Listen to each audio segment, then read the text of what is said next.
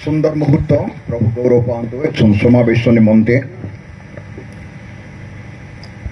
उपस्थित समस्त भाई भौणी मानू ख्रीष्ट विश्वासी एवं मंडलीर विभिन्न आसीथिबा मानकर प्रिय प्रभु दास मानू प्राचीन वर्ग एवं विशेषकर मंचरे बसीथिबा मानकर सम्मानीय अतिथिवृंद आयोजन कमिटी जेते लोक माने समस्त कार्य करने युवा बंधु माने गत केते दिन लगी पड़ी मु जानीपारुची गत काली ठारू आज पर्यंत से बहुत परिश्रम करी पेंडाल तैयार करिसंती ए समस्त अरेंजमेंट करिसंती आपण मानकर आयोजन करिसंती जो उद्देश्य नहीं कि करा जायछि माने समस्ते धैर्यर सहित श्रृंखलार सहित एकचित एक मन एक भावपन्न है जदि बसवा किसी समय ताहले प्रभु गौरव पाइबे व्यस्ततार कौन कार्य हुए ना आ बाइबल कंप्लीटली मना करे व्यस्त होगा निमंत नो ओरी नो हारी तोंदरा वाय तोंदरा ते गुल्ले साने कोरापान याडिकी पेनु तरका बडगिना बने एका कुई कतगिना उडिया कतडी ओडिया तो ओडिया लोग बुझो तो हाँ नले मो को कुई कथर मोर एठी जोठी टीहरे मत कुई का बाहरी मो पाटरू आ सेति भाई मु समस्त अनुरोध करूची श्रृंखला बसिया प्रभु विशेष गौरव पांतु आ मु कमिटी को धन्यवाद देउची जे से माने मते सुयोग देले एठी आसीया पई आ एठी बसी आमे जेते समय बसिबा को पारिबा के प्रकृत वाक्य शुणिया आसीची वाक्य शुणिया प्रकृत हृदय सहित जदि धैर्य बसिक शुणवे केते केते मिनिट 20 मिनिट कहवा अध घंटा ना घंटे आज्ञा घंटे टे कहीं आमर तो आरंभ है बेलू के वर्तमान हो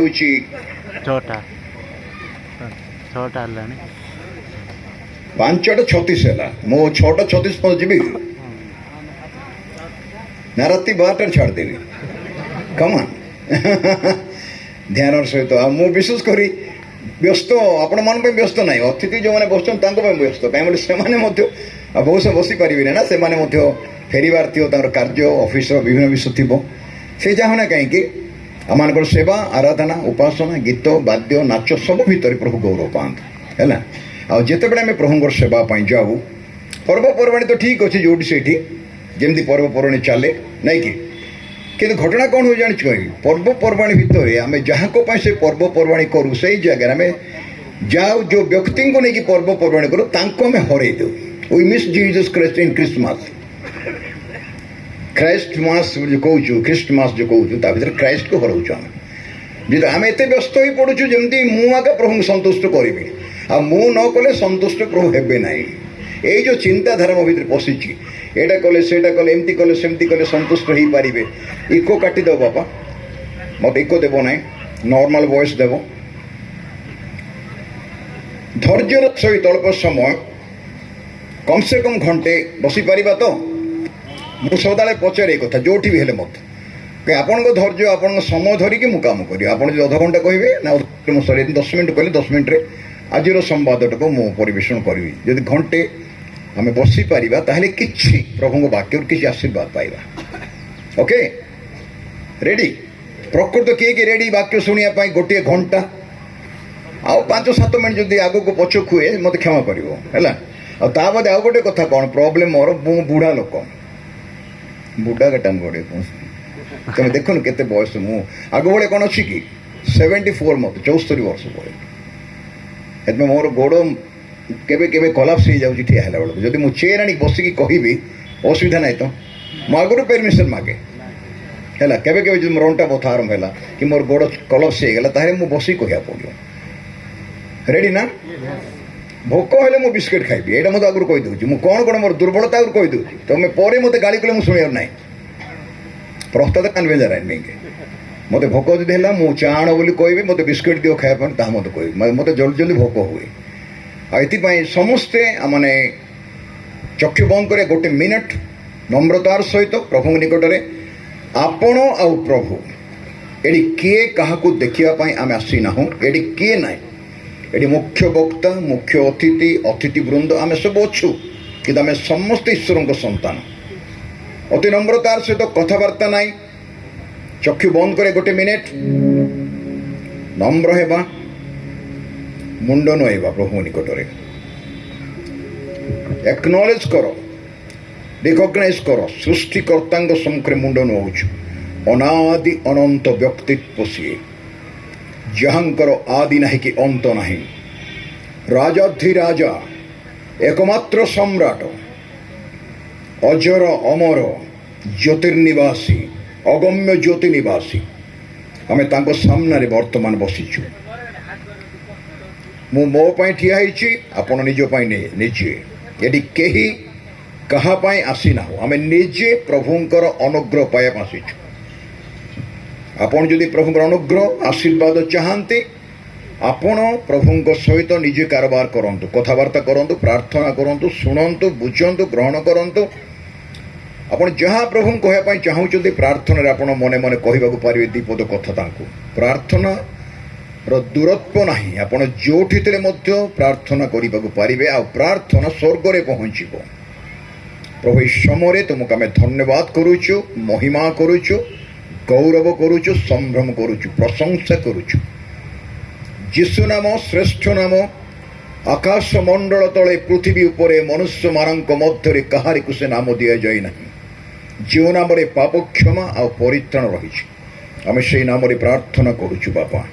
ଏଠି ଯେତେ ଲୋକମାନେ ଆମେ ଏକତ୍ର ହେଇଛୁ, ତୁମର ସନ୍ତାନ ସନ୍ତତିମାନେ, ବୟସ୍କ ଯୁବା ପୁଅ ଝିଅମାନେ, ସାନ ପିଲାମାନେ, ଭାଇ ଭଉଣୀ, ବାପା ମା, ପୁଅ ଝିଅ, ଅତିଥିବୃନ୍ଦ ସମସ୍ତଙ୍କୁ ଆଉ ନିଜକୁ ତୁମ ହାତରେ ମୁଁ ସମର୍ପଣ କରୁଛି। ଆମମାନଙ୍କ ମଧ୍ୟକୁ ଆସ ପ୍ରଭୁ, ବିଚରଣ କର, ପରିଦର୍ଶନ କର। Visitors today, O Lord. Let your anointing come in the name of Jesus Christ. ଯୀଶୁ ଖ୍ରୀଷ୍ଟଙ୍କର ଶକ୍ତିଯୁକ୍ତ ନାମରେ ଏହି ଜାଗାରେ ତୁମର ଅଭିଷେକ ଆସୁ। ପ୍ରତ୍ୟେକଙ୍କୁ ତୁମେ ନାମ ଧରିକି ଜାଣିଛ, ନାମ ଧରିକି ସ୍ପର୍ଶ କର। ପ୍ରତ୍ୟେକଙ୍କ ଦୁଃଖ ନେଇଯାଅ, ପ୍ରତ୍ୟେକଙ୍କ ପ୍ରାର୍ଥନା ଶ୍ରବଣ କର। ଯାହାର ଯେଉଁଟା ଆବଶ୍ୟକତା ରହିଛି ତାହା ପୂର୍ଣ୍ଣ କର। ସମସ୍ୟାରୁ ମୁକ୍ତ କର, ଅଭାବରୁ ମୁକ୍ତ କର, ରୋଗରୁ ମୁକ୍ତ କର। ଯେକୌଣସି ପରିସ୍ଥିତି ମଧ୍ୟରେ, ପ୍ରତିକୂଳ ପରିବେଶ ମଧ୍ୟରେ କିଏ ଯାତ୍ରା କରୁଛି, ସେ ପ୍ରତ୍ୟେକ ପ୍ରଭୁ ତୁମର ସନ୍ତାନ ସନ୍ତତିମାନ ତୁମେ ସୁରକ୍ଷିତ କର। ଆମେ ଯେତିକି ସମୟ ବସିବା, ଥଣ୍ଡା ପାଗ ପ୍ରଭୁ, ପିଲାମାନେ ବସୁଛନ୍ତି, ପ୍ରାର୍ଥନା କରୁଛୁ। ତୁମେ ଆମମାନଙ୍କୁ ଅଳ୍ପ ସମୟ ଧୈର୍ଯ୍ୟର ସହିତ ବସି ତୁମ ବାକ୍ୟ ଆଲୋଚନା କରିବା ପାଇଁ, ଚିନ୍ତା କରିବା ପାଇଁ, ଗ୍ରହଣ କରିବା ପାଇଁ, ଶୁଣିବା ପାଇଁ ସାହାଯ୍ୟ କର। ସବୁ ମହିମା, ସବୁ ଗୌରବ ତୁମର ପ୍ରଭୁ ଯୀଶୁ ଖ୍ରୀଷ୍ଟଙ୍କ ପ୍ରିୟ ନାମରେ ପ୍ରାର୍ଥନା କରୁଅଛୁ, ଆମେନ୍। ଆମମାନଙ୍କର ଆଜିର ସନ୍ଧ୍ୟା ସମୟରେ ପ୍ରଭୁ ବିଶେଷ ଏଇଟା ଓକେ, ଥ୍ୟାଙ୍କ ୟୁ।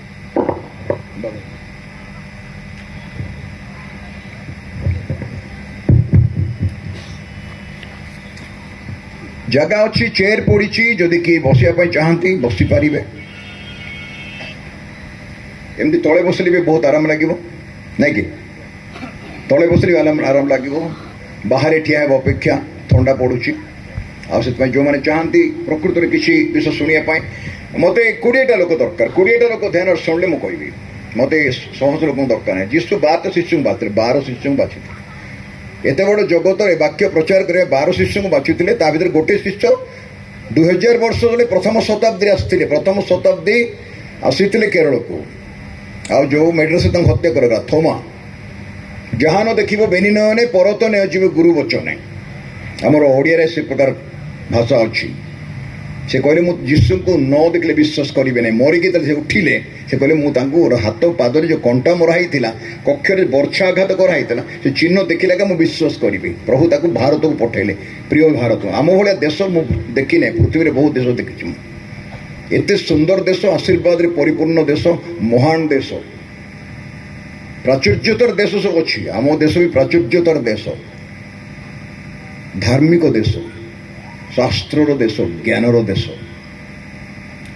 ଦର୍ଶନ ତତ୍ପର ଦେଶ। ସାଧୁ ମହାତ୍ମାମାନେ ଏଠି ଜନ୍ମ ହୋଇଛନ୍ତି, ମହାନ ମହାନ ବିଜ୍ଞ ଲୋକମାନେ ଜନ୍ମ ହୋଇଛନ୍ତି। ତାକୁ ଥୋମାଙ୍କୁ ପ୍ରଥମ ଶତାବ୍ଦୀ ବୋଲେ ଆଜିକୁ 2000 ବର୍ଷ ତଳର କଥା ମୁଁ କହୁଛି, ତାଙ୍କୁ ଭାରତକୁ ପଠାଇଲେ ପ୍ରଭୁ। ଆଉ ତାଙ୍କୁ ସେ ସୁସମାଚାର ପ୍ରଚାର କଲେ, ବହୁତ ବଡ଼ ବଡ଼ ଜାତିମାନଙ୍କ ମଧ୍ୟରେ ବାକ୍ୟ ପ୍ରଚାର କଲେ।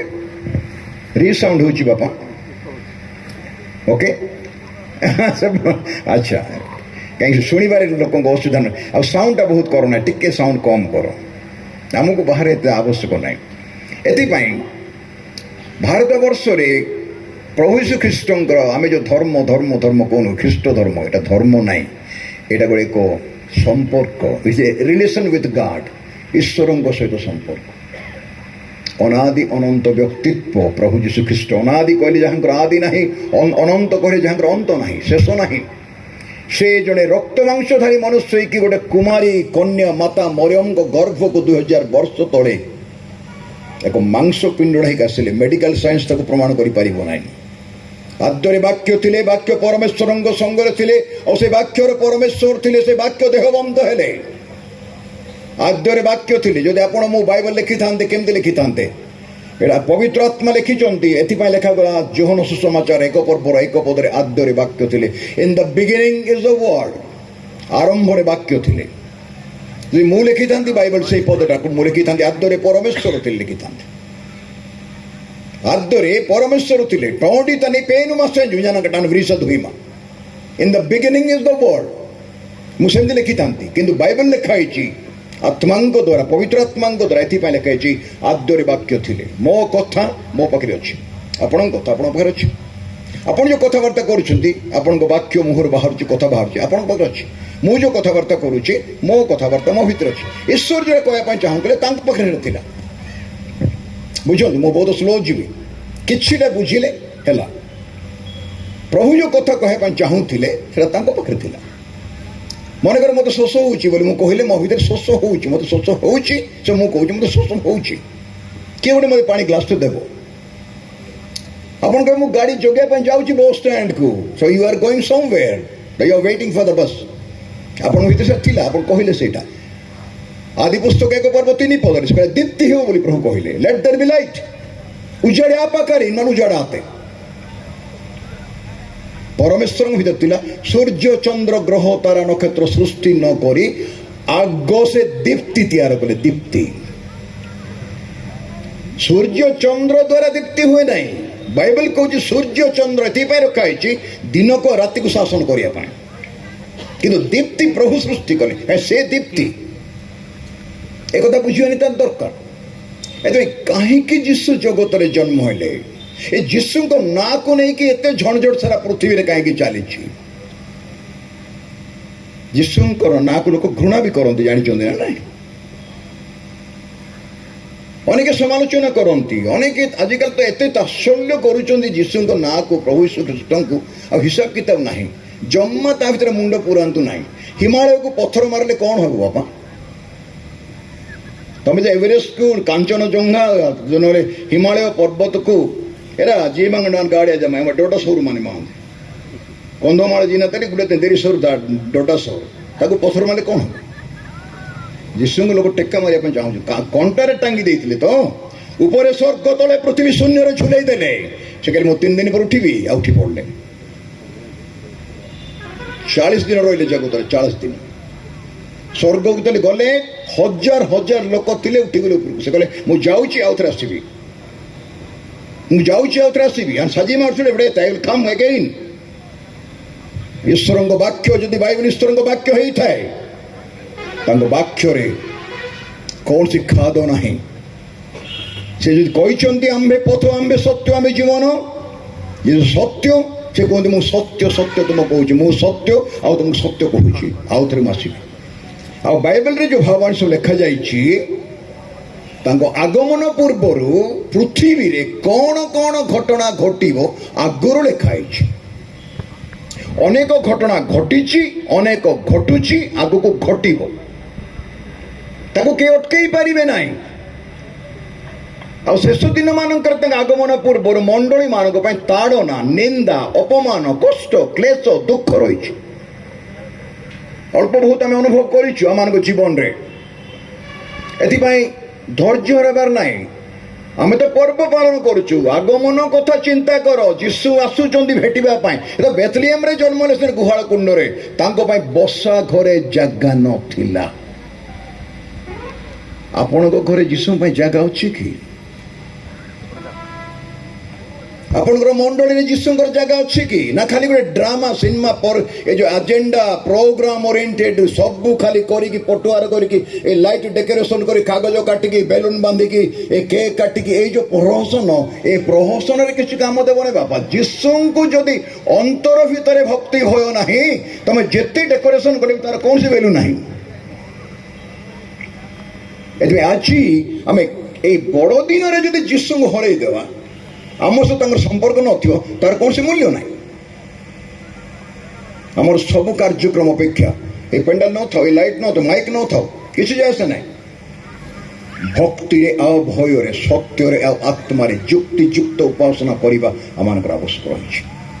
ଆମେନ୍। ଭକ୍ତି ଆଉ ଭୟରେ ସମସ୍ତେ କହିବେ ଭକ୍ତି ଆଉ ଭୟ, ସତ୍ୟ ଆଉ ଆତ୍ମା, ଯୁକ୍ତିଯୁକ୍ତ ଉପାସନା। ଭକ୍ତି ଆଉ ଭୟ, ସତ୍ୟ ଆଉ ଆତ୍ମା, ଯୁକ୍ତିଯୁକ୍ତ ଉପାସନା ତାକୁ ପ୍ରଭୁ ଗ୍ରହଣ କରିବେ। ଆମେ କେତେ ନାଚିଲେ ଆମେ କେତେ ଡେଇଁଲେ କିଛି ହେବ ନାହିଁ। এইটা অপেরা স্টেজ নাই, এটা হচ্ছে অগ্নির বেদী। এটি অগ্নি জ্বলুছি প্রভুঙ্কর অগ্নি। ভুল বস্ত যদি এটি কৌশি ভুল ভাল হয়ে গলা পড়িଯିବ যেমতি হারণ জাজঙ্গ সমর হয়েছিল। এথিপাই ভক্তি ভয় যদি নাই অন্তর ভিতরে আমি কেতে পাটিতুণ্ড কলে মতো কৌশি লাভ নাই। हाँ मु जानी आम युवा भाई मैंने बहुत परिश्रम कर मत कंटिन्यू कंटाक्ट करुले। आदिन मु तेराबाड़ी मत आसती मत भेटिले कथबार्ता कले आठी मो झील सहित कथबार्ता करी पिला माने नुआ नुआ जो एरेंजमेंट कर तो गड़बड़ होरेंजमेंट आरंभ सेमती हुए आदि भल हे next year do something better. Okay tension हेबो ना कूल माइंड काम कर तुम तुम भर टेंशन हेले प्रोग्राम तुम फेल हो। तुम जहाँ भी करो घंटे 2 घंटा करो डू इट बेस्ट। सुना गंध रस कुंदुर सुबास धरिक आसले give the best to Jesus Christ. सिने सुना का किए दिए कुंदुर गंध रस सेटा पुणी पूर्व देशर पंडित मैंने आसते महामाज्ञानी मैंने ताकू देले गोटे गुहाल कुंडरे को माँ अच्छी जगत में जी गुहाल घरे छुआ प्रसव कर शुणीच के मो जीवन के शुणी ना। मु जंगल पहाड़ पर्वत काम करी मेट्रोपोलिटन सिटी मानक काम कर बड़ बड़ सिटी मानक ऑडिटोरियम मानक तले शोची बारंडारे शोची नदी पानी पीऊँ नाल पानी प्लाटफर्म रे शोची बस स्टैंड शोची आज पर्यटन शुणी गोटे माँ गुहाल घरे छुआ जन्म देवाटा तार एते तलको जीशु चली आसिले स्वर्गर सिंहासन छाड़िकी सुठाम सुंदर जन मनोहर पराग परंकर अमर कुमार आसके आस देखिब पराग शोचिरे शिशु गुहाल कुंडरे आ किछि नथिला तांको पई जागा एते लेखा है बाइबल गोटे पद तांको पई जागा नथिला बसा घरे जागा नथिला। बेथलीहेम जानी ना जे जगतर सृष्टिकर्ता विश्व ब्रह्मांडर मालिक स्वर्ग मर्त्य पातालर प्रभु अनादि अनंत व्यक्तित्व बेथलीहेम विजिट करुचंती। आज किए जाने एटिके जीसु विजिट करे आसथिबे अदृश्य परमेश्वर आत्मारूपी परमेश्वर हुत आपनको पाखरे ठिया हिथिबे आपनको हुत से आशीर्वाद करे पे चाहुथिबे। Don't miss him. मी सोडीटे निषेध उस्ताने जो जीसु दे अंबे पुंजाने भक्ति भय यदि हृदयर खोलिकी बसियो ताले प्रभु भीतर आसियो। आमे भूल प्रार्थना करू केबे केबे नहीं कि बालक माने मत भूल प्रार्थना करंत हे प्रभु मो हृदय खोली दियो। अरे तुम तो भीतर पट कमाट बंद करिछ हृदय प्रभु केमती खोल देबे तुमको। प्रकाश वाक्य लिखा जाइछि आंबे द्वार रे आघात करूछु 3 पर्वर 20 पदरे आंब स्वर शुणी जी द्वार फिटेब ता भीतर को आम जीवा। जीशु का भीतर जबरदस्ती जानती नहीं अंडरस्टैंड से का जबरदस्ती करती ना से जे परी जे कही जी भी हो सी जो देशर लोक हो जो भाषा सुभाषावादी गोरा कला धनी दरिद्र गोर गरीब हीन पाठ पढ़ी तो पाठ न पढ़ विश्वासर कथा बाबू विश्वासर कथा स्वर्ग को लिंक हो विश्वास आ कौन से लिंक नहीं आमर धर्म कर्म तंगे पहुंची पारिबु ना। You can not touch him by your religious activities. प्रभुंक ठार अधिक धार्मिक क्या मैं प्रभुंक ठार आम अधिक धार्मिक कि नाई एथि से जो महान धार्मिक राइचियस गॉड लेखा जो राइचियस गॉड धार्मिक परमेश्वर सृष्टिकर्ता मालिक पिता कर्ता प्रभु सदाप्रभु सन्याधिपति सदाप्रभु यावे परमेश्वर YHWH ना उच्चारण करा पारिबो नै एवरी भाषा रे YH और WH तांको ना होची एटा ताकू नुआ पेन रे लेखा जाए जेतले हिब्रू लोक लेखंती से नाटा को नुआ पेन रे लेखंती और थोरे लेखिला पर से पेन आउट यूज करंती नै और से ना को लोक उच्चारण करंती नै से यावे परमेश्वर जिहोवा बोली कहूचो यीशु हे के जन्म होइले कौन लिखा है देखो आसन टॉपिक को जीवा मु कम समय नेबी जेहेतु रात्र समय आपन को मते फेरिबा को पड़िबो ए देखो कौन लिखा है चारि पद पढ़ुची चारि पद बड़ चारि पद जोटा प्रसंग रखा जाइछि जो माने बाइबल की आनी छि कि आनी छि कि के आनी नथिबे बाइबल जदि की आनी छि मतलब बाइबल देखा हाथ देखांतु नाही बाइबल टेके देखांतु okay good good good good ना कुआड़े जाऊचु बाइबल धरिकी जाओ शैतान डरिबो तुम एकले एकले बोलुथियो बोले पूरा तंटिया मारिबो तुमको हैला ईश्वरंक वाक्य जीवंत कार्य साधक प्राण आत्मार परिभेदक ईश्वरंक वाक्य जीवंत लिविंग वर्ड ए वाक्य कथा कुहे ए बाइबलटा कथा कुहे एडी जीवन अछि आपनक पई मो पई आहार एटा ए जीवनर जल आत्मार जल एटा शोष मेंटाई देव कौन लिखाई देखु किंतु काल संपूर्ण हुए ईश्वर अपना पुत्र अपना निकटर निज पुत्र को प्रेरण कले से स्त्री जात हो व्यवस्था अधीन हेले जेपर से मूल्य दे व्यवस्था अधीन लोक मान मुक्त करती 5 पदर द्वितीय अंश मु पढ़ुची पुणी आम्भे माने पुत्रत्वर अधिकार प्राप्त हो कहीं जीशु आसिले अति छोट कथा सरल कथा हूँ आप मेषपालक मैंने राति आसिले मेढ़ा जगुले दूत मैंने आसिले गीत गाइले बेतलहेम रे 3 जन पंडित माने दूर देश 2 वर्ष काल चली चली आसिले यही सब वर्णना मुखर जाऊने आम संडे स्कूल शिखी शिखी आसीचु आ दीर्घ वर्ष है 2000 वर्ष है बड़ दिन संवाद कौन था रखी दियो मत दरकार रखी दीर्घ 2000 वर्ष है ये संवाद में शुणी शुणी आसु मुझे संवाद रिपीट करने से कहानी टाक आप सब जानते पिला पचार पिला सब कहे संडे स्कूल पिला आज देखिए कहीं जीशु आसिले जीशु किए प्रकृति किए से ये कौन 2000 वर्ष तलर जीशु तांको धरी तो ख्रीष्टाब्द आ ख्रीष्टपूर्व अच्छे ना कि पृथ्वी बड़ बड़ अब्द अच्छे किंतु ऐतिहासिक मैंने कहीं डिसाइड कले मुझे कहीपरि ना ख्रीष्टाब्द आ ख्रीष्टपूर्व BC आ AD इतिहास केन्द्र बिंदु से बाइबल लिखा है पाठ न पढ़ी से पंडित से काठू ज्ञान शिक्षा दिखते लोक कहते ज्ञान शिक्षक बुलूँ ये जाते से आम देश में आस लोक कहते अरे पाठ न पढ़ी जे पंडित पंडित मानकर गुरु जी निकोदेम कहले हे परम गुरु स्वर्गर आगत परम गुरु super master supreme master you are सी काठू ज्ञान शिक्षा करेंगे कि स्कूल को जाई नथले जीशु तांगर बढ़ई दुकान थिला तांगर सो मिल थिला काठ बिजनेस थिला तांगर बापांकर जागतिक बापा जोसेफंकर आइतले पापिनी स्त्री को पत्थर धरिक मारुचंती से आसिक जीशु को पाद तलक आसीगले से पापिनी स्त्री इस्राएल रो पंडित मैंने धार्मिक नेता मान मारुचंती पत्थर रे से आसिक जीशु शरण नेला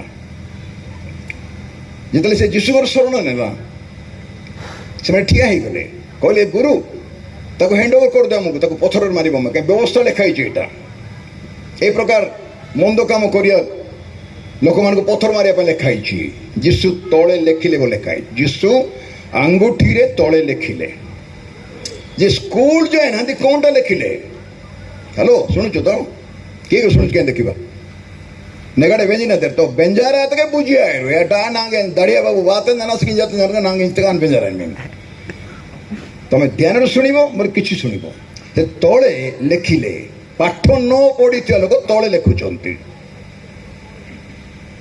मोर भाई भौणी माने से कौन बोले कहले जानिछ कि तमारंक भीतर जी पाप करी नाही से प्रथमे पत्थर मारू ବାବୁ ହାତୀ ଚୋରେଲେ ମଧ୍ୟ ଚୋର, ଛୁଞ୍ଚି ଚୋରେଲେ ମଧ୍ୟ ଚୋର। ଆଉ ପାପର ବେତନ ମୃତ୍ୟୁ ବାଇବଲ କହୁଛି, ପାପର ବେତନ ମୃତ୍ୟୁ ବୋଲେ ଏଇ ଜାଗତିକ ମୃତ୍ୟୁ ନାହିଁ, ନରକ, ନରକ ହେଲ୍। ପାପର ବେତନ ମୃତ୍ୟୁ, ଯେଉଁ ପ୍ରାଣୀ ପାପ କରେ ସେ ମରିବ ଲେଖା ହେଇଛି ବାଇବଲରେ। ଯେଉଁ ପ୍ରାଣୀ ପାପ କରେ ସେ ମରିବ। କିନ୍ତୁ ଏଇଟା ମଧ୍ୟ ବାଇବଲ ଲେଖା ହେଇଛି, ଦୁଷ୍ଟର ମରଣରେ ପ୍ରଭୁଙ୍କର ସନ୍ତୋଷ ନାହିଁ। ଦୁଷ୍ଟର ମରଣରେ ପ୍ରଭୁଙ୍କର ସନ୍ତୋଷ ନାହିଁ। ମନୁଷ୍ୟ ଯଦି ଫେରିବ, ଅନୁତାପ କରିବ, ନିଜର ଭୁଲ ମାନିବ, ଅନୁତାପ କରି ପ୍ରଭୁଙ୍କ ପାଖକୁ ଫେରିବ, ତାହେଲେ ପ୍ରଭୁ ତାକୁ ଗ୍ରହଣ କରିବେ, ତାକୁ କ୍ଷମା ଦେଇଦେବେ। ପ୍ରଭୁଙ୍କର ଆସିବାର ଉଦ୍ଦେଶ୍ୟ କ'ଣ? ଏଇଠି ଦେଖନ୍ତୁ, ଗୋଟେ ଛୋଟ କଥା ଲେଖା ହେଇଛି ବାଇବଲର ଗୋଟେ ଗୋଟେ ଶବ୍ଦରେ ଗୋଟେ ଗୋଟେ ଅର୍ଥ। ବାଇବଲ ନ ପଢ଼ିକି ବାଇବଲ ବିଷୟରେ କଥାବାର୍ତ୍ତା କରନ୍ତୁ ନାହିଁ। ଅନେକ ବାଇବଲ ଉପରେ କ୍ରିଟିସାଇଜ କରନ୍ତି, ସମାଲୋଚନା କରନ୍ତି, ଭୁଲ ଖୋଜନ୍ତି, ଅନେକ କଥା କରନ୍ତି, ତାକୁ ବାଇବଲର ବ ଅକ୍ଷର ଜଣା ନଥାଏ। ଗୋଟିଏ ବିଷୟ କହିବା ପୂର୍ବରୁ ଆମେ ଜାଣିଛୁ କି ନାହିଁ ସେ ସବଜେକ୍ଟ, ତେଣୁ ଲେଟ୍ ଅସ୍ ଟକ୍। ଆପଣ ଯେଉଁ ବିଷୟ ଜାଣିନାହାନ୍ତି, ମୁଁ ଯେଉଁ ବିଷୟ ଜାଣିନାହିଁ, ତାହେଲେ କହିବାର ମୋର ଅଧିକାର ନାହିଁ। ହ୍ୟାଲୋ, ଶୁଣୁଛନ୍ତି ତ? ଯେଉଁଟା ଆପଣ ଜାଣିନାହାନ୍ତି, ମୁଁ ଜାଣିନାହିଁ, ସେଇ ବିଷୟରେ କହିବାର ମୋର ଅଧିକାର ନାହିଁ କି ଆପଣଙ୍କ ଅଧିକାର ନାହିଁ। ଆମେ ଅନେକ ସମୟରେ ଦୁଃସାହସ ଜନିତ ପାପ କରୁ, ଓଭର କନଫିଡେଣ୍ଟ ହେଉ। ଯେଉଁଟା ଜାଣିନୁ ତାକୁ ଆଲୋଚନା କରୁ। ଯେଉଁଟା ଜାଣିନୁ, ଯେଉଁ ବିଷୟ ଆମେ ଜାଣିନୁ ସେଇ ବିଷୟରେ ଆଲୋଚନା କରୁ। ଏଥିପାଇଁ ପ୍ରକୃତରେ ଯୀଶୁଙ୍କ ବିଷୟ ଜାଣିବା ପାଇଁ ହେଲେ ସେ କାହିଁକି ଜନ୍ମ ହେଲେ ଜଗତକୁ, ଆସିଲେ କାହିଁକି ଯୀଶୁ ହେଇକିରି, କ'ଣ ପାଇଁ ଦରକାର ଥିଲା, ସେଇଟା ଜାଣିବା ପାଇଁ ବାଇବଲ ପଢ଼ିବାକୁ ପଡ଼ିବ। ମୁଁ କହିଲି କି ସେ କହିଲା କି ସେ କହିଲା, ଇଏ ଲେଖିଲା କି କଲା। ଆଜିକାଲି ତ ୟୁଟ୍ୟୁବରେ ମାଳ ମାଳ ବାହାରୁଛନ୍ତି ନା, ନାଇଁ କି? ଲୋକମାନେ ବାଇବଲ ଛାଡ଼ିକି ୟୁଟ୍ୟୁବ ଭିତରେ ପଶୁଛନ୍ତି ବର୍ତ୍ତମାନ। ଏଇଟା ଠିକ୍ କଥା, କିନ୍ତୁ ତା ଭିତରେ କେତେ ରଙ୍ଗ ଡକ୍ଟ୍ରିନ୍ ଅଛି, କେତେ ଭୁଲ ଶିକ୍ଷା ଅଛି ଆମେ ଜାଣିନୁ। ଖମିର ଟିକେ ଖମିର ଅଟା ଗଦାକୁ ଖମିରମୟ କରିଦେବ। ଟିକେ ସ୍ଲୋ ପଏଜନ୍, ଏତିକି ଟିକେ ଡ୍ରପ୍ଟେ ପଏଜନ୍ ଗୋଟେ କ୍ଷୀର ଡବାରେ ପକାଇ, କ୍ଷୀର ବୋଟଲରେ ପକାଇ ଦିଅନ୍ତୁ, ଗ୍ଲାସ୍ରେ ପକାଇ ଦିଅନ୍ତୁ, ହାଣ୍ଡିରେ ପକାଇ ଦିଅନ୍ତୁ, ସେଟା ପଏଜନ୍ ହେଇଯିବ। ଆଉ ଏଥିପାଇଁ ଅନେକ ଭ୍ରାନ୍ତ ଶିକ୍ଷା ବର୍ତ୍ତମାନ ସମୁଦାୟ ପୃଥିବୀରେ ଚାଲିଛି। ମୁଁ କହୁନି ଏଇଠି ସେଠି, ସାରା ପୃଥିବୀରେ ଚାଲିଛି। ଯଦି ଭୁଲ ବସ୍ତ ଆମେ ଅଦରକାରୀ ଖାଦ୍ୟ ଖାଇଦେଲୁ, ବାସି ଖାଦ୍ୟ, ଆଉ ଫୁଡ୍ ପଏଜନ୍ ହେଇଗଲା, ଝାଡ଼ା ବାନ୍ତି ହେବାଟା ନିଶ୍ଚୟ ହେବ। ଏଥିପାଇଁ ଲୋକ ସ୍ଥିର କରିପାରୁନାହାନ୍ତି ଯେ କୋଉଟା ଠିକ୍ କୋଉଟା ଭୁଲ, ଠିକ୍ ଜାଗା ପହଞ୍ଚି ପାରୁନାହାନ୍ତି, ବୁଝି ପାରୁନାହାନ୍ତି। ଆଉ ମନୁଷ୍ୟ ଭିତରେ ଗୋଟେ ନେଚର ରହିଛି, ଆମର ସହଜାତ ପ୍ରବୃତ୍ତି, ଦ୍ୟାଟ୍ ଇଜ୍ ନ୍ୟାଚୁରାଲ ଲ, ଆମ ବଡିରେ ଅଛି, ସେଟା ଆମ ରକ୍ତରେ ଅଛି। ଆର୍ଗୁମେଣ୍ଟ କରିବାଟା, ନିଜକୁ ଜ୍ଞାନୀ ଦେଖାଇବାଟା। ମୁଁ ବହୁତ ଜାଣିଛି, ମୁଁ ସୁପର, ମୋଠୁ ଆଉ କେହି ଉପରକୁ ନାହାନ୍ତି, ଏଇ ଯେଉଁ ଚିନ୍ତାଧାରା ମନ ଭିତରେ, ଏଇଟା ଲୁସିଫର ସେମିତି କଲା ସ୍ୱର୍ଗରେ, ପ୍ରଭୁ ତାର ଲାତ ମାରି ତଳେ ପକାଇଦେଲେ, ଆଉ ଶୈତାନ ହେଇଗଲା। ସେ ଆମେ ଜାଣିଛୁ ସମସ୍ତେ। କାଳ ସମ୍ପୂର୍ଣ୍ଣ ହୁଅନ୍ତେ ଯୀଶୁ ଆସିଲେ। ବାଇବଲ କହୁଛି କାଳ ସମ୍ପୂର୍ଣ୍ଣ ହୁଅନ୍ତେ ଯୀଶୁ ଆସିଲେ। ଆଗରୁ କାହିଁକି ଆସିଲେ ନାହିଁ? ଏ 2000 ବର୍ଷ ତଳେ କାହିଁକି ଆସିଲେ? ତା ପୂର୍ବରୁ 4000 ବର୍ଷ ଚାଲି ଯାଇଛି, ତା ପୂର୍ବରୁ ଆସିଥାନ୍ତେ। ହେଲେ ଥିଲେ କୋଉଠି, ଆସିଲେ କାହିଁକି? ଏ ଲେଖା ହେଇଛି ସେ କାଳ ସମ୍ପୂର୍ଣ୍ଣ ହୁଅନ୍ତେ ଆସିଲେ। କାଳ ଆଉ ସମୟ, ସମସ୍ତେ କୁହନ୍ତୁ କାଳ ଆଉ ସମୟ। କାଳ ଆଉ ସମୟ କାହାର ଅଧୀନ? ବାଇବଲ କ'ଣ କୁହେ? ଆମେ ଓଡ଼ିଆ ଭାଷାରେ କହୁ ସମୟ ବହୁତ ବଳବାନ ବୋଲି କହୁଛୁ କି ନାହିଁ? ଆମେ ପାଠ ପଢ଼ିଲା ଗୋଟେ ଫିଲ୍ମ ବାହାରିଥିଲା, ସମୟ ବହୁତ ବଳବାନ ବୋଲି। ସମୟ ଆପଣଙ୍କ ଅଧୀନରେ, ମୋ ଅଧୀନରେ ନାହିଁ। ସମୟ କାହାକୁ ଅପେକ୍ଷା କରେ ନାହିଁ।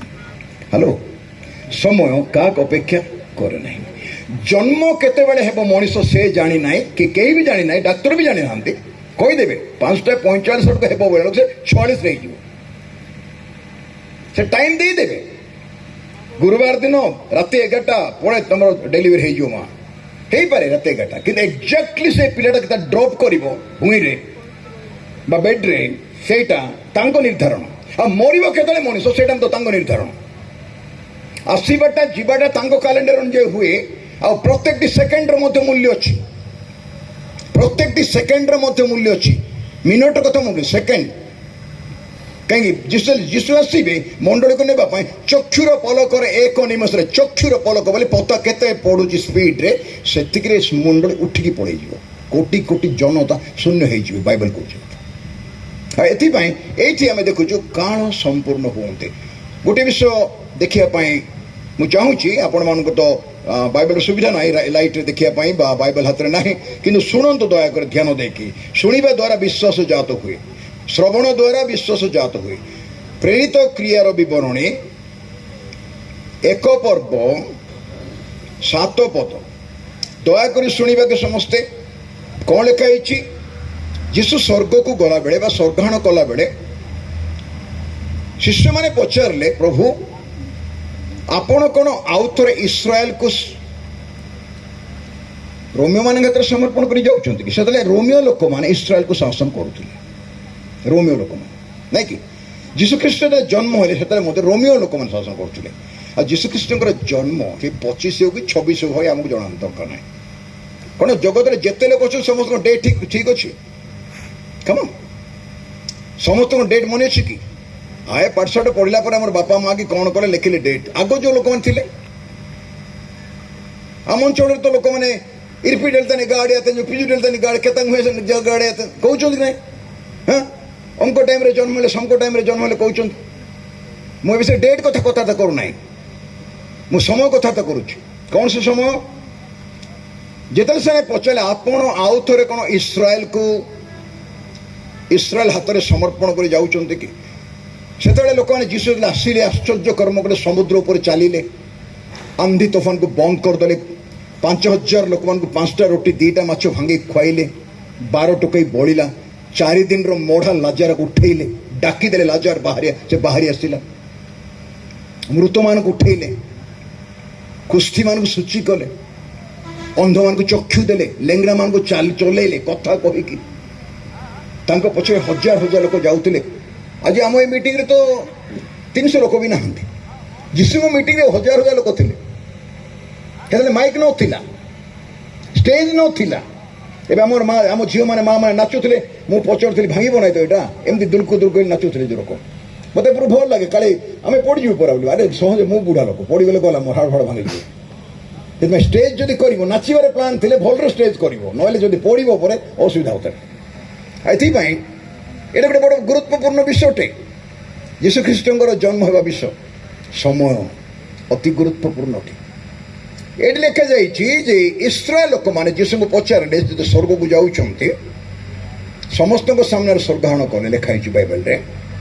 ଆଉ 2 ଜଣ ପୁରୁଷ ଓହ୍ଲେଇଲେ ତଳକୁ ସ୍ୱର୍ଗରୁ। ସେମାନେ କହିଲେ ଯେଉଁ ଯୀଶୁ ଯିବାର ତମେ ଦେଖୁଛ ସେ ଯୀଶୁ ଆସିବା କଥା। ବାଇବେଲରେ ଯୀଶୁଖ୍ରୀଷ୍ଟଙ୍କର ଆଗମନର 2ଟା କଥା ଅଛି। ଜନ୍ମ ହେଲେ ଥରେ ପରିତ୍ରାଣ ଦେବା ପାଇଁ ମାନବ ସମାଜ ପାଇଁ, ଆଉ ଜଗତକୁ ବିଚାର କରିବା ପାଇଁ ଦ୍ୱିତୀୟ ଆଗମନ ତାଙ୍କର ହେବ। 2 ଥର ତାଙ୍କର ଆଗମନ ଶିଶୁ ହେଇକି, ମଣିଷ ରୂପ ଧାରଣ କରିକି, ରକ୍ତ ମାଂସ ଧାରୀ ମନୁଷ୍ୟ ହେଇକି, ଆପଣଙ୍କ ଭଳିଆ ମୋ ଭଳିଆ ମଣିଷ ହେଲେ, ଏମିତି ଆଗ 5 ଫୁଟ କି 6 ଫୁଟ ଉଚ୍ଚା ହେଇଥିବେ, 60 କେଜି 70 କେଜି ଓଜନ ଥିବ, ତାଙ୍କୁ ଭୋକ ହେଉଥିଲା, ଶୋଷ ହେଉଥିଲା, ମଣିଷ ହେଇକି ଜନ୍ମ ହେଲେ ଯାହା ହେବା କଥା ସବୁ ହେଉଥିଲା। ସେ ସ୍ୱୟଂ ଈଶ୍ୱର ଥିଲେ। ତାଙ୍କ ନାମ ହେଉଛି ଇମାନୁଏଲ, ନାଇଁ କି? କ'ଣ ସମସ୍ତେ କୁହନ୍ତୁ କ'ଣ? ଇମାନୁଏଲ ଶବ୍ଦର ଅର୍ଥ କ'ଣ? ଆମମାନଙ୍କ ସହିତ ଈଶ୍ୱର। ଲୋକ ଯୁକ୍ତି କରୁଛନ୍ତି ଜିସସ୍ ଇଜ ଗଡ୍। ଯୀଶୁ କ'ଣ ଈଶ୍ୱର କି? ପ୍ରଶ୍ନ ପଚାରୁଛନ୍ତି ଲୋକମାନେ। ୟେସ୍, ଈଶ୍ୱର। ଇମାନୁଏଲ ଅର୍ଥ ଆମ୍ଭମାନଙ୍କ ସହିତ ଈଶ୍ୱର। ହି ଇଜ ଗଡ୍। ଈଶ୍ୱର ଅଟନ୍ତି। ଆଦ୍ୟରେ ବାକ୍ୟ ଥିଲେ, ବାକ୍ୟ ପରମେଶ୍ୱରଙ୍କ ସଙ୍ଗରେ ଥିଲେ, ସେ ବାକ୍ୟ ପରମେଶ୍ୱର ଥିଲେ। ଯଦି ବାକ୍ୟ ମୁଖରେ ଯେ ପ୍ରଭୁ କଥା କହୁଥିଲେ, ଆତ୍ମରୂପୀ ପରମେଶ୍ୱର କଥା କହୁଥିଲେ, ସେ ନିଜେ ପରମେଶ୍ୱର ଥିଲେ। ଏକ ମନୁଷ୍ୟର ବ୍ୟକ୍ତିତ୍ୱ ତା କଥା ଦ୍ୱାରା ପ୍ରକାଶିତ ହୁଏ। ମୁଁ ଯାହା କହିବା ପାଇଁ ଚାହୁଁଛି ମୋ ମୁଖ ଦେଇ ତାହା ପ୍ରକାଶ କରୁଛି। ସେ ବାକ୍ୟ ଈଶ୍ୱର ଥିଲେ। ସେ ମୂଷାଙ୍କୁ କଥାବାର୍ତ୍ତା କରୁଛନ୍ତି। ତାଙ୍କୁ ପଚାରିଲେ ଆପଣଙ୍କ ନାଁଟା କ'ଣ? ମୂଷା ପଚାରିଲେ କି ନାହିଁ? ସେ କ'ଣ କଲେ? ଆମ୍ଭେ ଯିଏ ଅଛୁ ସେ ଅଛୁ। ତାଙ୍କ ନାଁ I am the I am. I am the great I am. I am the I am। ସେ କହିଲେ ତାଙ୍କ ନାଁ ହେଉଛି ଏଇଟା। ସେ କହିଲେ ଏଇ ନାମରେ ଅନନ୍ତ କାଳ ପର୍ଯ୍ୟନ୍ତ ମୁଁ ଜଣାଯିବି। ସୈନ୍ୟାଧିପତି ସଦା ପ୍ରଭୁ, ଜିହୋଭା ରାଫା, ଜିହୋଭା ସାମା, ଜିହୋଭା ଜାଇରା, ଜିହୋଭା ସାଲେମ, ଜିହୋଭା ଜାଇରା, ଯୀଶୁ ପ୍ରଭୁ, ଖ୍ରୀଷ୍ଟ, ସଦା ପ୍ରଭୁ, ସୈନ୍ୟାଧିପତି ପ୍ରଭୁ। କ'ଣ କ'ଣ କେତେ ନାଁ ବାଇବେଲରେ ତାଙ୍କର ଶହ ଶହ ନାଁ ଅଛି। ଆଦି ଅନ୍ତ, କ କ୍ଷୟ ଆଲଫା ଓମେଗା, କେତେ ନାଁ ଅଛି। କିନ୍ତୁ ତାଙ୍କ ନାଁ ହେଉଛି I am the I am. I am ହେଉଛି ପ୍ରେଜେଣ୍ଟ ଟେନ୍ସ, ବର୍ତ୍ତମାନକୁ ବୁଝାଏ। কালি বি সে আই এম আজি মধ্য আই এম আসন্তা কালি মধ্য সে I am I was I will be ସେ କହୁନାହାନ୍ତି ଆଇ ଆମ୍ ମୁଁ ଆମ୍ଭେ ଆମ୍ଭେ ଅଟୁ ତାଙ୍କ ନାଁ ହେଉଛି ଏଇଟା। ଯେତେବେଳେ ଯୀଶୁ କଥା କହିଲେ ସେ କହିଲେ ଆମ୍ଭେ ପଥ ସତ୍ୟ ଜୀବନ ସେ ଆମ୍ଭେ କହିଲେ ରକ୍ତ ମାଂସଧାରୀ ମନୁଷ୍ୟ। ଏଗୁଡ଼ା ସ୍ପଷ୍ଟ ରାତିରେ ମନେ ରଖନ୍ତୁ ମୋର ଭାଇ ଭଉଣୀ ମାନେ ଆଉ ମୋର ପୁଅ ଝିଅ ମାନେ। ଯୀଶୁ ଖ୍ରୀଷ୍ଟ ଶତକଡ଼ା 100% ଈଶ୍ୱର ଥିଲେ, ଶତକଡ଼ା 100% ମଣିଷ ଥିଲେ। କାହିଁକି ମଣିଷ ହେଲେ? ମଣିଷକୁ ଦୋହଲା କାଦୁରୁ ଉଦ୍ଧାର କରି ସ୍ୱର୍ଗକୁ ନେବା ପାଇଁ ଯୀଶୁ ଜଗତକୁ ଆସିଥିଲେ। ସେ କୌଣସି ନୂଆ ଧର୍ମ ପ୍ରଚାର କରିବା ପାଇଁ ଆସିନଥିଲେ, ସେ ଧର୍ମ ପ୍ରଚାରକ ନୁହନ୍ତି। ଏକଥା ସ୍ପଷ୍ଟ ଜାଣ। Not a preacher. ସେ ଶିକ୍ଷା ଦେଉଥିଲେ। ସେ ନିଜେ ମଣିଷ ହେଇକି ଜନ୍ମ ହେବାରୁ ତାକୁ ମନୁଷ୍ୟ ପୁତ୍ର କୁହାଗଲା। ଗୋଟେ ଘରେ ଜନ୍ମ ହେଲେ ତ ପୁତ୍ର ହେବ ନା, ପୁଅ କି ଝିଅ ତ ହେବ ନା। ସେ ମରିୟମଙ୍କ ଗର୍ଭରୁ ଜନ୍ମ ହେଲେ, ମାତା ମରିୟମ କନ୍ୟାକୁମାରୀଙ୍କ ଗର୍ଭରୁ ଜନ୍ମ ହେଲେ, ଏଟା ତାଙ୍କୁ ପୁତ୍ର କୁହାଗଲା। ଏମିତି ତ ବିନା ପୁତ୍ର କି କନ୍ୟା ନଥାଇକି ହେଇପାରିବ କି? ଏଥିପାଇଁ ଯେତେବେଳେ ସେ ଜଗତରେ ଜନ୍ମ ହେଲେ ବିଚିତ୍ର ସମସ୍ୟା ଥିଲା। କାଳ ସମ୍ପୂର୍ଣ୍ଣ ହୁଅନ୍ତେ। କ'ଣ କାଳ? ଦେଖନ୍ତୁ ଏଠି 7 ପଦ ଲେଖାଯାଇଛି। ଯେତେବେଳେ ସେ ପଚାରୁଛନ୍ତି ଇସ୍ରାଏଲ କ'ଣ ଆପଣ ଆଉ ଥରେ ଅନ୍ୟମାନଙ୍କ ହାତରେ ସମର୍ପଣ କରିକି ଯାଉଛନ୍ତି କି? ସେତେବେଳେ ସେ କହୁଛନ୍ତି, ସେ ସେମାନଙ୍କୁ କହିଲେ ଯେ ସମସ୍ତ କାଳ କି ସମୟ ପିତା ସ୍ୱକର୍ତ୍ତୃତ୍ୱର ଅଧୀନରେ ରଖିଅଛନ୍ତି। ପିତା କହିଲେ ଈଶ୍ୱରଙ୍କୁ ବୁଝାଏ, ପିତା ପରମେଶ୍ୱର ସ୍ୱର୍ଗସ୍ଥ ପରମେଶ୍ୱରଙ୍କୁ। ତାହା ତୁମ୍ଭମାନଙ୍କର ଜାଣିବାର ବିଷୟ ନୁହେଁ। କାଳ ଆଉ ସମୟ, ସିଜନ ଏଣ୍ଡ ଟାଇମ୍। ଇଂରାଜୀରେ କିଙ୍ଗ ଜେମ୍ସ ଭେର୍ସନ ଲେଖାଯାଇଛି ସିଜନ ଏଣ୍ଡ ଟାଇମ୍ ବିଲଙ୍ଗ ଟୁ ଗଡ୍। ପରମେଶ୍ୱରଙ୍କ ହାତରେ ସମୟ ଆଉ କାଳ। ସେ ଘଡ଼ି ବାନ୍ଧନ୍ତି ନାହିଁ। ତାଙ୍କର ରାଜସିଂହାସନ ପଛପଟେ କି ତାଙ୍କ ଦରବାରରେ କ୍ଲକ୍ ନାହିଁ, ଘଣ୍ଟା ନାହିଁ। ସେ ଅନାଦି ଆଦି ନାହିଁ। ଆଦ୍ୟରେ ପରମେଶ୍ୱର ଆକାଶ ମଣ୍ଡଳ। ଆଦ୍ୟ ବୋଲେ କେବେ ସେଇଟା ୱି ଡୋଣ୍ଟ ନୋ। ଯୀଶୁଙ୍କର ଜନ୍ମ ତ ବେଥଲିହେମରେ ହେଲା 2000 ବର୍ଷ ତଳେ। ମିଖା 5:2 କ'ଣ ଲେଖାଯାଇଛି ବାବୁ? ମିଖା 5:2 କେହି ଗୋଟେ ଯଦି ହାତରେ ମାଇକ୍ ଧରିକି ମୋତେ ସାହାଯ୍ୟ କଲେ ଭଲ ହୁଅନ୍ତା ଟିକେ କହିବା ପାଇଁ। Micah 5:2 common quick. ଯିଏ ଭଲରେ ପଢ଼ିପାରିବ, ୟାର୍ସର ନାହିଁ, ତର ନାହିଁ। ମିଖା 5:2 ଜଲ୍ଦି ପଢ଼ କିଏ ଯଦି ପାଉଛି। ମିଖା 5:2 ପାଇଲେ କି? ହଁ ମୁଁ ପଢ଼ି ଦେଉଛି। ମାତ୍ର ହେ ବୈଥଲୁଫ୍ରତା ଦିଅନ୍ତୁ ଯିଏ ସ୍ପଷ୍ଟ ପଢ଼ିପାରିବ, କମା ସେମିକୋଲନ୍ ଦେଖିକି। ମାତ୍ର ହେ ବେଥଲେହେମ ଇଫ୍ରାତା ଜିହୁଦାର ସହସ୍ର ଗଣର ମଧ୍ୟରେ କ୍ଷୁଦ୍ର ଯେ ତୁମ୍ଭେ ତୁମ୍ଭ ମଧ୍ୟରୁ ଇସ୍ରାଏଲର ଶାସନକର୍ତ୍ତା ହେବା ନିମନ୍ତେ ଆମ୍ଭ ଉଦ୍ଦେଶ୍ୟରେ ଏକ ବ୍ୟକ୍ତି ଉତ୍ପନ୍ନ ହେବେ। ପୁରାତନ କାଳରୁ ଅନାଦି କାଳରୁ ତାଙ୍କର ଉତ୍ପତ୍ତି ହୋଇଅଛି। ବେଥଲିହେମରେ ସିନା ଜନ୍ମ ହେଲେ 2000 ବର୍ଷ ତଳେ, ତାଙ୍କର ଉତ୍ପତ୍ତି ଅନାଦି କାଳ। ହ୍ୟାଲୋ, ଶୁଣୁଛି? କିଏ ଶୁଣୁଛି? ବେଥଲିହେମରେ ଜନ୍ମ ହେଲେ 2000 ବର୍ଷ ତଳେ ଆମ୍ଭମାନଙ୍କ ନିମନ୍ତେ ଏକ ବାଳକ ଜନ୍ମି ଅଛନ୍ତି। ଯିଶାଇ କହିଲେ 700 ବର୍ଷ ପୂର୍ବର ଘଟଣା। ଯୀଶୁ ଜନ୍ମ ହେବାର 700 ବର୍ଷ ପୂର୍ବର ଘଟଣା। ଯିଶାଇ ଭବିଷ୍ୟତ ବକ୍ତା ପ୍ରଫେଟ ଆଇଜାୟା କହିଥିଲେ ଆମ୍ଭମାନଙ୍କ ନିମନ୍ତେ ଏକ ବାଳକ ଜନ୍ମି ଅଛନ୍ତି, ଆମ୍ଭମାନଙ୍କୁ ଏକ ପୁତ୍ର ଦତ୍ତ ହୋଇଛନ୍ତି। କୋଉଠି ଲେଖାଯାଇଛି? ଯିଶାୟା 9:6-7 ପଦ। ଏଠି କ'ଣ ଲେଖାଯାଇଛି ଦେଖନ୍ତୁ, ଅତି ଗୁରୁତ୍ୱପୂର୍ଣ୍ଣ ବିଷୟ। ସେ କହିଲେ ଦେଖ ଲେଖାଯାଇଛି ମୋର ପ୍ରିୟ ଭାଇ, ଆମ୍ଭମାନଙ୍କ ଉଦ୍ଦେଶ୍ୟରେ ଏକ ବ୍ୟକ୍ତି ଉତ୍ପନ୍ନ ହେବେ। ଫ୍ୟୁଚରରେ ହେବେ ବୋଲି ଫ୍ୟୁଚରକୁ ବୁଝଉଛି। ପୁରାତନ ତାଙ୍କର ଉତ୍ପତ୍ତି କେବେ? ପୁରାତନ କାଳରୁ, ଓଲ୍ଡ ଟାଇମ୍, ଏନିସେଣ୍ଟ ଟାଇମ୍। ପୁରାତନ କାଳ ବୋଲେ ମୁଁ ଜାଣିନି, ଆପଣ କେହି ଜାଣିନାହାନ୍ତି। ବାଇବେଲର ପଣ୍ଡିତ ସ୍କଲାର ମାନେ ବି ଜାଣିନାହାନ୍ତି କେବେ ସେଟା ପୁରାତନ କାଳରୁ, ଅନାଦି କାଳରୁ, ଆଦି ଯୋଉ କାଳର ଆଦି ନାହିଁ, ଆରମ୍ଭ ନାହିଁ, ସେଇ କାଳରୁ ତାଙ୍କର ଉତ୍ପତ୍ତି। ଯିଶାୟ 9କୁ ଆସନ୍ତୁ, ଦୟାକରି ଖୋଲନ୍ତୁ ମୋ ସହିତ। ଆଜ୍ଞା ଯିଶାୟ ଖୋଲନ୍ତୁ ଦୟାକରି 9 ପର୍ବ ଆଉ ପଢ଼ନ୍ତୁ ଦୟାକରି। କାରଣ ଆମ୍ଭମାନଙ୍କ ନିମନ୍ତେ ଏକ ବାଳକ ଜନ୍ମି ଅଛନ୍ତି। ଆମ୍ଭମାନଙ୍କ ନିମନ୍ତେ ଏକ ବାଳକ ଜନ୍ମି ଅଛନ୍ତି। ଆମ୍ଭମାନଙ୍କୁ ଏକ ପୁତ୍ର ଦତ୍ତ ହୋଇଅଛନ୍ତି ଆମମାନଙ୍କୁ ଜଣେ ପୁତ୍ରଙ୍କୁ ଦିଆଯାଇଛି। ଜଗତରେ ସେ ପୁତ୍ର ହେଇକି ଜନ୍ମ ହେଲେ ଓ ତାହାଙ୍କ ସ୍କନ୍ଧରେ କର୍ତ୍ତୃତ୍ୱର ଭାର ଥୁଆଯିବ। ଏଇଟା ପାଖାପାଖି 600 ବର୍ଷ ପୂର୍ବରୁ ଲେଖା ହେଇଛି।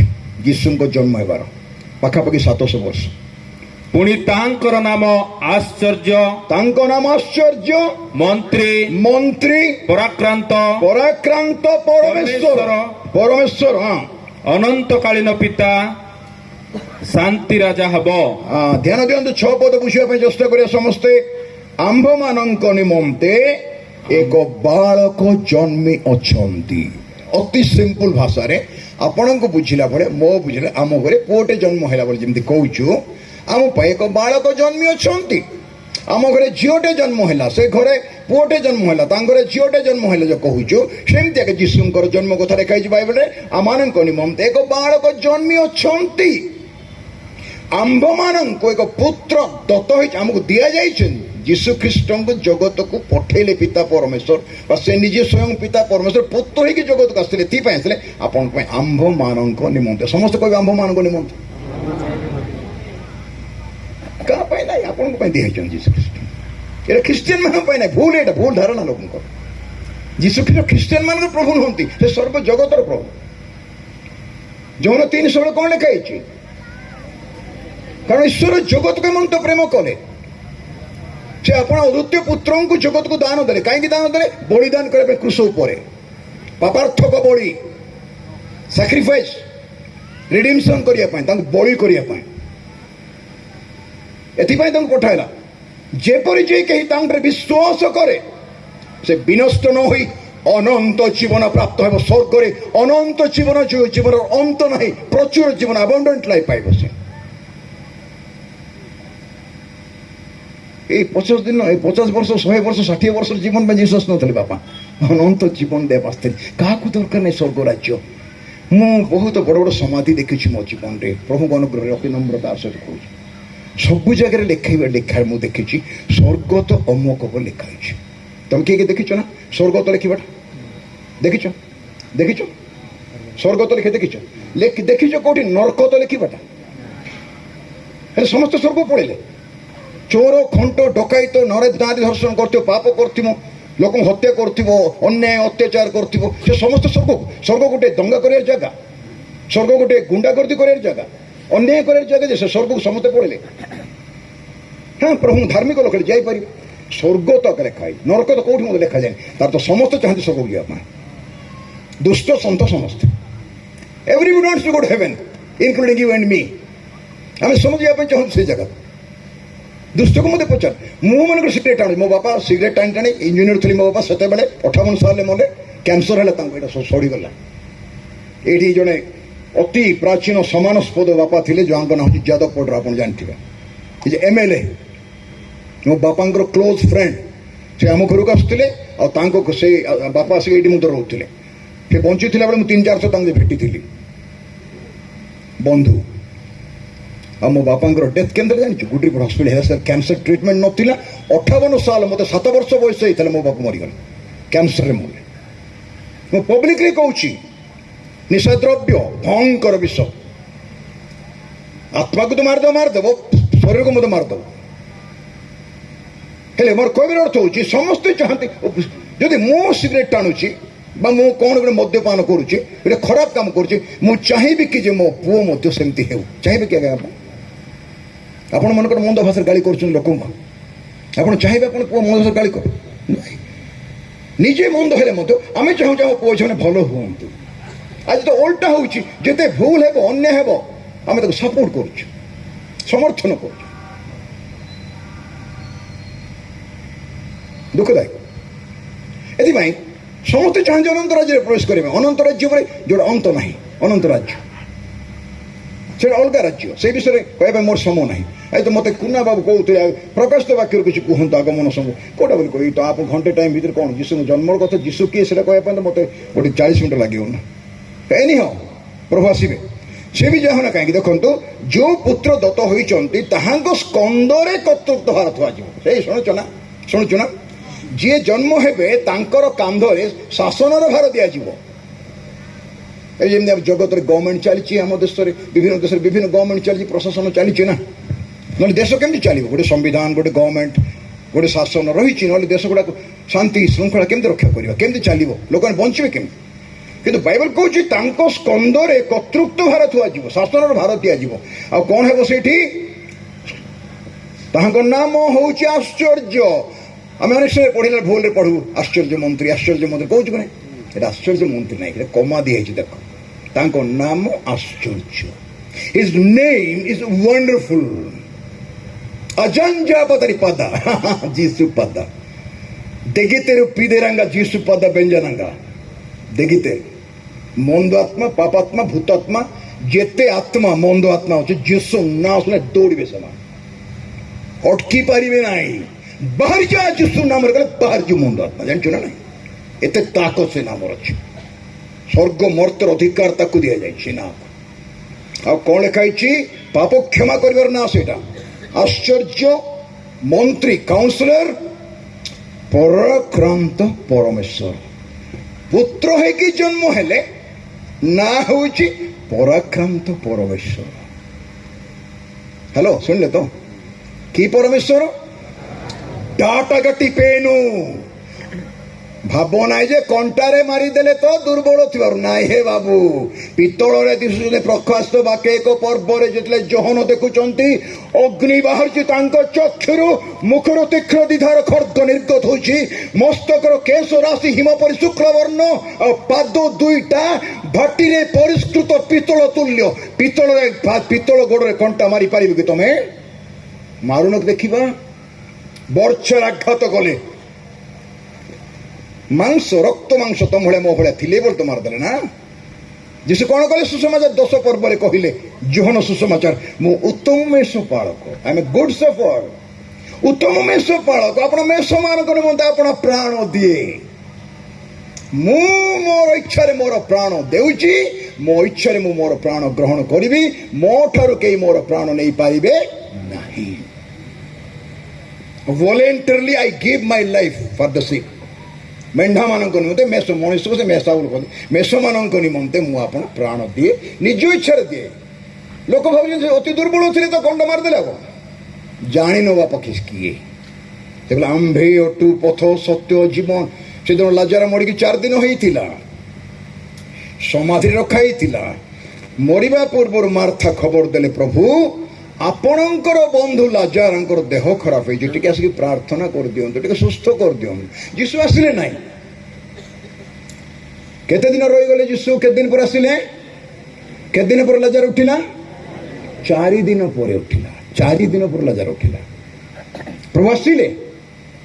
ଆସିଲା ପରେ କ'ଣ ହେଲା? ସମସ୍ତେ ଦୌଡ଼ିଲେ, ମାର୍ଥା ଦୌଡ଼ିଲା। ସେ ଯାଇ କହୁଛି, ପ୍ରଭୁ ଆପଣଙ୍କୁ ମୁଁ ଡକାଇଲି, ଆପଣ ଆସିଲେ ନାହିଁ। ଆପଣ ଆସିଥିଲେ ମୋ ଭାଇଟା ମରି ନଥାନ୍ତା। ଆପଣଙ୍କର ସମସ୍ୟା ଯୀଶୁଙ୍କୁ କହିବା ପାଇଁ ଶିଖ। ମାର୍ଥା କ'ଣ କହିଲା? ଆପଣ ଆସିଥିଲେ ମୋ ଭାଇଟା ମରି ନଥାନ୍ତା। ଇନୁ ବାଜୁ ସକେ ନାଇଁ ଆମ୍ବେଶ୍ୱର ଲାଜାର ସାହାଯ୍ୟ ଦୁହେନ୍ ମା। ଆମେ କେବେ କେବେ ଅଭିମାନ କରୁ, ଆଉ ଗୋଟେ ପାଳକ ପ୍ରାର୍ଥନା କରୁ, ଆଉ ଗୋଟେ ବକ୍ତା ପ୍ରାର୍ଥନା କରୁ, ଆଉ ଗୋଟେ ଲୋକ ପ୍ରାର୍ଥନା। ତମେ ନିଜେ ପ୍ରାର୍ଥନା କର, ଶିଖ ପ୍ରାର୍ଥନା କରିବା ପାଇଁ। ମୁଁ କହୁନି ତମେ କରୁନ ବୋଲିକି, ଆମେ ସମସ୍ତେ ପ୍ରାର୍ଥନା କରୁଛୁ। ମୋତେ ଭୋକ ଲାଗିଲେ ସୁନୀଲ ଭାଇ ଖାଇଲେ ତା ମୋ ପେଟ ପୁରିବ କାହିଁକି? ନିଜ ପାଇଁ ନିଜେ, ସମସ୍ତେ କୁହନ୍ତୁ ନିଜ ପାଇଁ ନିଜେ, କିଏ କାହା ପାଇଁ ନାହିଁ। ନିଜ ପାଇଁ ନିଜେ, କିଏ ବାପା ନାହିଁ କି ମା ନାହିଁ। ପୁଅ ଝିଅକୁ ବାପା ମା ଅଟକାଇ ପାରିବେନି, ଧରି ସ୍ୱାମୀ ସ୍ତ୍ରୀ ପାଇଁ ଅଟକାଇ ପାରିବ ନାହିଁ, ସ୍ତ୍ରୀ ସ୍ୱାମୀକୁ ଅଟକାଇ ପାରିବନି। ଯେତେବେଳେ ଆସିବା କଥା ଯିବା କଥା ସେମିତି ଏକା ହେବ। ଆଉ ଯୋଉଟା ଆସିବ ଆସିବ, ସମୟ ତାଙ୍କ ନିର୍ଦ୍ଧାରଣ, ତାଙ୍କ ଟାଇମରେ ସବୁ ହୁଏ। You can't control. ଗୋଟେ 5 ମିନିଟ୍ କଣ୍ଟ୍ରୋଲ କରିଦେଇ ପାରିବେ। 10ଟା ଡକ୍ଟର ଠିଆ ହେଇଥିଲେ ମଧ୍ୟ ରୋଗୀଟା ଯଦି ମରିବାର ଅଛି ଗ୍ୟାରେଣ୍ଟି ମରିବ। ଆଉ କେହି ବି ନଥିବ, ସିରିୟସ୍ ହେଇକି ଥିବ, କମାରେ ଥିଲେ ମୋତେ ବଞ୍ଚିଯିବ। ମୁଁ ଦେଖିଛି ସେମିତି ଲୋକମାନେ। ମୋ ଫ୍ୟାମିଲି ହେଉଛି ମେଡ଼ିକାଲ ଫ୍ୟାମିଲି। ଆମ ଘରେ ଡକ୍ଟର ନର୍ସେସ୍ ଭର୍ତ୍ତି ହେଇଛନ୍ତି। ମିଶନରେ ଆମେ କାମ, ମୋ ମା ବି ନର୍ସ ଥିଲେ, ମୋ ଭଉଣୀ ନର୍ସ, ମୋ ଭାଇମାନେ ଡକ୍ଟର, ସମସ୍ତେ ମେଡ଼ିକାଲ ଫ୍ୟାମିଲି। ମୁଁ ବି ମେଡ଼ିକାଲରେ କାମ କରୁଛି, ବିଷମଗଡ଼ ହସ୍ପିଟାଲରେ କାମ କରୁଛି। ମୋର କହିବାର ଅର୍ଥ ହେଉଛି ଏଇଟା, ପ୍ରାଣ ଜୀବନ ପ୍ରଭୁଙ୍କ ଅଧୀନ। କେତେବେଳେ ପଠେଇବେ, କେତେବେଳେ ନେବେ ସେ ଜାଣିଛନ୍ତି। ତ ଏଇଠି ଆମେ ଦେଖିପାରୁଛୁ ଏ ପ୍ରକାର ଆଶ୍ଚର୍ଯ୍ୟ ଘଟଣା। ଯେ ତାଙ୍କର ନାମ ଆଶ୍ଚର୍ଯ୍ୟ, ତାଙ୍କ ନାମ ମନ୍ତ୍ରୀ, ପରାକ୍ରାନ୍ତ ପରମେଶ୍ୱର, ପୁତ୍ର ହେଇକି ଜନ୍ମ ହେଲେ। ଏବଂ ସେଇଠି କ'ଣ ଲେଖା ହେଇଛି ଦେଖନ୍ତୁ ତଳେ, ତାଙ୍କ ନାମ ଆଶ୍ଚର୍ଯ୍ୟ, ପରାକ୍ରାନ୍ତ ପରମେଶ୍ୱର, ଅନନ୍ତକାଳୀନ ପିତା। ସମସ୍ତେ କହିବା ଅନନ୍ତକାଳୀନ ପିତା, ଏଭରଲାଷ୍ଟିଂ ଫାଦର। ପୁତ୍ର ନାଁ କ'ଣ? ଆଜ୍ଞା ନାଁଟା କ'ଣ? ହେଉଛି ପୁତ୍ର, ନାଁଟା କ'ଣ ତାଙ୍କର? ଅନନ୍ତକାଳୀନ ପିତା। ବୁଝୁଛୁ ତ? ଏ କାମ ପାଇଁ ବୁଝିଏନି। କିଏ କିଏ ବୁଝୁଛି? ବୁଝିଲେ ହାତ ଉଠାନ୍ତୁ, ନ ବୁଝିଲେ ନାହିଁ। ନା, ପୁଅ ଜନ୍ମ ହେଇଛନ୍ତି, ନାଁଟା ତାଙ୍କର ଅନନ୍ତକାଳୀନ ପିତା, ଏଭରଲାଷ୍ଟିଂ ଫାଦର। ଏକ୍ସରସାଇଜ କର ଟିକେ ବ୍ରେନଟାକୁ। ପୁଅ ହେଇକି ଜନ୍ମ ହେଇଛନ୍ତି, ନାଁଟା ଅନନ୍ତକାଳୀନ ପିତା। ତାହେଲେ କିଏ ସେ? ଇମାନୁଏଲ, ଆମ୍ଭମାନଙ୍କ ଈଶ୍ୱର। ସେ ସବ୍ ଗଡ୍ ନୁହନ୍ତି, ଆସିଷ୍ଟାଣ୍ଟ ଗଡ୍ ବି ନୁହନ୍ତି, ସେ ସ୍ୱୟଂ ଈଶ୍ୱର। ସେ ଆସିଲେ ଜଗତକୁ। ଆଶ୍ଚର୍ଯ୍ୟ କଥା, ନିଶି ଘୁଞ୍ଚି ଘୁଞ୍ଚି ଯାଉଛି, ଉତ୍କଳ ଆକାଶେ ଖ୍ରୀଷ୍ଟ ଦିନମଣି ଗୌରବୀ ଆସୁଛି। କ୍ଷୁଦ୍ର ନାଜରିତ କଣ୍ଟା ମୁକୁଟିଆ, ବିଶ୍ୱର ଦୁଆରେ କୃଷ କାନ୍ଦେ ଟିଆ, ପରିତ୍ରାଣ ପୂର୍ଣ୍ଣ ମୁକୁତି ତାଟିଆ, ଦୁଆରେ ଦୁଆରେ ଯାଚୁଛି। ପରିତ୍ରାଣ ବିନା ମୂଲ୍ୟରେ, ତାଙ୍କର ଅନୁଗ୍ରହରେ ପାପ କ୍ଷମା ପାଇଛୁ ଆମେ। ଏଥିପାଇଁ ଯୀଶୁ ଜନ୍ମ ହେଲେ। କେବେ ଜନ୍ମ ହେଲେ? ଆସନ୍ତୁ, ଦରକାର ଆମେ ଯିବା ଲୁକ ସୁସମାଚାରକୁ। ଅତି ଶୀଘ୍ର ଆସନ୍ତୁ ମୋ ସହିତ। ମୁଁ ମୋର ଟାଇମ୍ରେ ଯେମିତି କହିଛି ସେଇ ଟାଇପ୍ ଛାଡ଼ିଦେବି, ମୁଁ ଆଉ ଡେରି କରିବି ନାହିଁ। ଆପଣ ବି ଯିବେ, ମୁଁ ବି ଯିବି। ଦେଖନ୍ତୁ ଦୟାକରି ମୋର ପ୍ରିୟ ଭାଇ ଭଉଣୀ ମାନେ, 2 ପର୍ବ ଦେଖନ୍ତୁ। 1 ପଦ କେ ଜଣେ ପଢ଼ିବେ? 1-2 ପଦ। ଲୁକ ସୁସମାଚାର 2:1-2। ସେ ସମୟରେ ହଁ, ସମସ୍ତ ସାମ୍ରାଜ୍ୟବାସୀଙ୍କ ନାମ ଲେଖାଯିବା ନିମନ୍ତେ, ସମସ୍ତ ସାମ୍ରାଜ୍ୟବାସୀଙ୍କ ନାମ ଲେଖାଯିବା ନିମନ୍ତେ ବା ସେନ୍ସସ୍ କରିବା ପାଇଁ ବା ଭୋଟ ଲିଷ୍ଟରେ ନାଁ ଚଢ଼ାଇବା ପାଇଁ କରିବା ନିମନ୍ତେ କାଇସର ଅଗଷ୍ଟଙ୍କ ଠାରୁ ଆଜ୍ଞା ଘୋଷଣା କରାଗଲା। କାଇସର ଅଗଷ୍ଟଙ୍କ ଠାରୁ ଆଜ୍ଞା ଘୋଷଣା କରାଗଲା। ସିରିଆ ପ୍ରଦେଶର ଶାସନକର୍ତ୍ତା କ୍ୱିରିନିୟଙ୍କ ସମୟରେ ପ୍ରଥମ ଥର ଏହି ଜନଗଣନା ହୋଇଥିଲା। ଜନଗଣନା ହେଇଥିଲା। କେବେ ଜନଗଣନା ହେଇଥିଲା ପୃଥିବୀରେ? ବାଇବେଲ ତାହା ଲେଖା ହେଇଛି। ପ୍ରଥମ ଜନଗଣନା। ସେଥିପାଇଁ ବାଇବେଲ ପଢନ୍ତୁ ଟିକେ, ପାଳକ ପ୍ରଚାରକ ଭାଇମାନେ ଭଲରେ ଟିକେ ପଢନ୍ତୁ। ପ୍ରଥମ ଜନଗଣନା ଯୋଉ ହେଇଥିଲା କୁର୍ଣ୍ଣିୟନଙ୍କ ସମୟରେ। କୁର୍ଣ୍ଣିୟ ଥିଲେ ସିରିଆର ଗଭର୍ଣ୍ଣର। କାହା ଅଧୀନରେ ଥିଲେ? ରୋମାନ ଏମ୍ପାୟାର ଅଣ୍ଡରରେ ଥିଲେ। ଏ ରୋମାନର ସମ୍ରାଟ କିଏ ଥିଲେ? Kaiser Augustus. ଐତିହାସ କଥା ମୁଁ କହୁଛି, ଇତିହାସ କଥା, କଳ୍ପନା କଥା କହୁନାହିଁ। ଅଗଷ୍ଟସ୍ କାଇଜର ବା ଅଗଷ୍ଟସ୍ ସିଜରଙ୍କ ସମୟରେ କୁର୍ଣ୍ଣିୟସ୍ ଥିଲେ ଗଭର୍ଣ୍ଣର। ଯେତେବେଳେ ନାଁ ଲେଖିବା ପାଇଁ ଡିକ୍ଲାରେସନ କରାଗଲା, ଆମର ଯେତେବେଳେ ନାଁ ଲେଖିବା ପାଇଁ ଆମର ସରକାର ଡିକ୍ଲେୟାର କରୁଛନ୍ତି, ଆମେ କିଏ କୋଉଠି ଚାକିରି କରୁଥିଲେ, ଆସୁଛୁ ଗାଁକୁ ନାହିଁ କି ନାଁ ଲେଖିବା ପାଇଁ, ଭୋଟ ଲିଷ୍ଟରେ ମୋର ନାଁଟା ବାହାରି ପଡୁ, ନିଜର ନାଗରିକ ଅଧିକାରକୁ ସାବ୍ୟସ୍ତ କରିବା ପାଇଁ। ସେମିତି ନାଜରିତରେ ଥିଲେ ଏମାନେ, ଗାଲିଲି ପ୍ରଦେଶରେ। କିଏ? ମରିୟମ ଜୋସେଫ। ତାଙ୍କର ନିର୍ବନ୍ଧ ହେଇଥିଲା, ବାହା ହେଇ ନଥିଲେ। ଆଉ ଯେତେବେଳେ ନାଁ ଲେଖିବା ପାଇଁ ହେଲା, କେତେବେଳେ କେତେ ମାଇଲ ରାସ୍ତା ଜାଣିଛନ୍ତି କି? ନାଜରିତରୁ ବେଥଲେହେମକୁ 70 ମାଇଲ ରାସ୍ତା। ଆପଣ ଭାବନ୍ତୁ କେମିତି ମାଙ୍କୁ ଧରିକି ଜୋସେଫ ଆସିଲେ। ଲମ୍ବା ରାସ୍ତା, ଗାଡ଼ି ନଥିଲା, ଆଜିକାଲିର ସୁବିଧା ଟ୍ରାନ୍ସପୋର୍ଟେସନ ନଥିଲା, ରାସ୍ତା ବି ଠିକ ନଥିଲା। 2000 ବର୍ଷ ତଳର କଥା।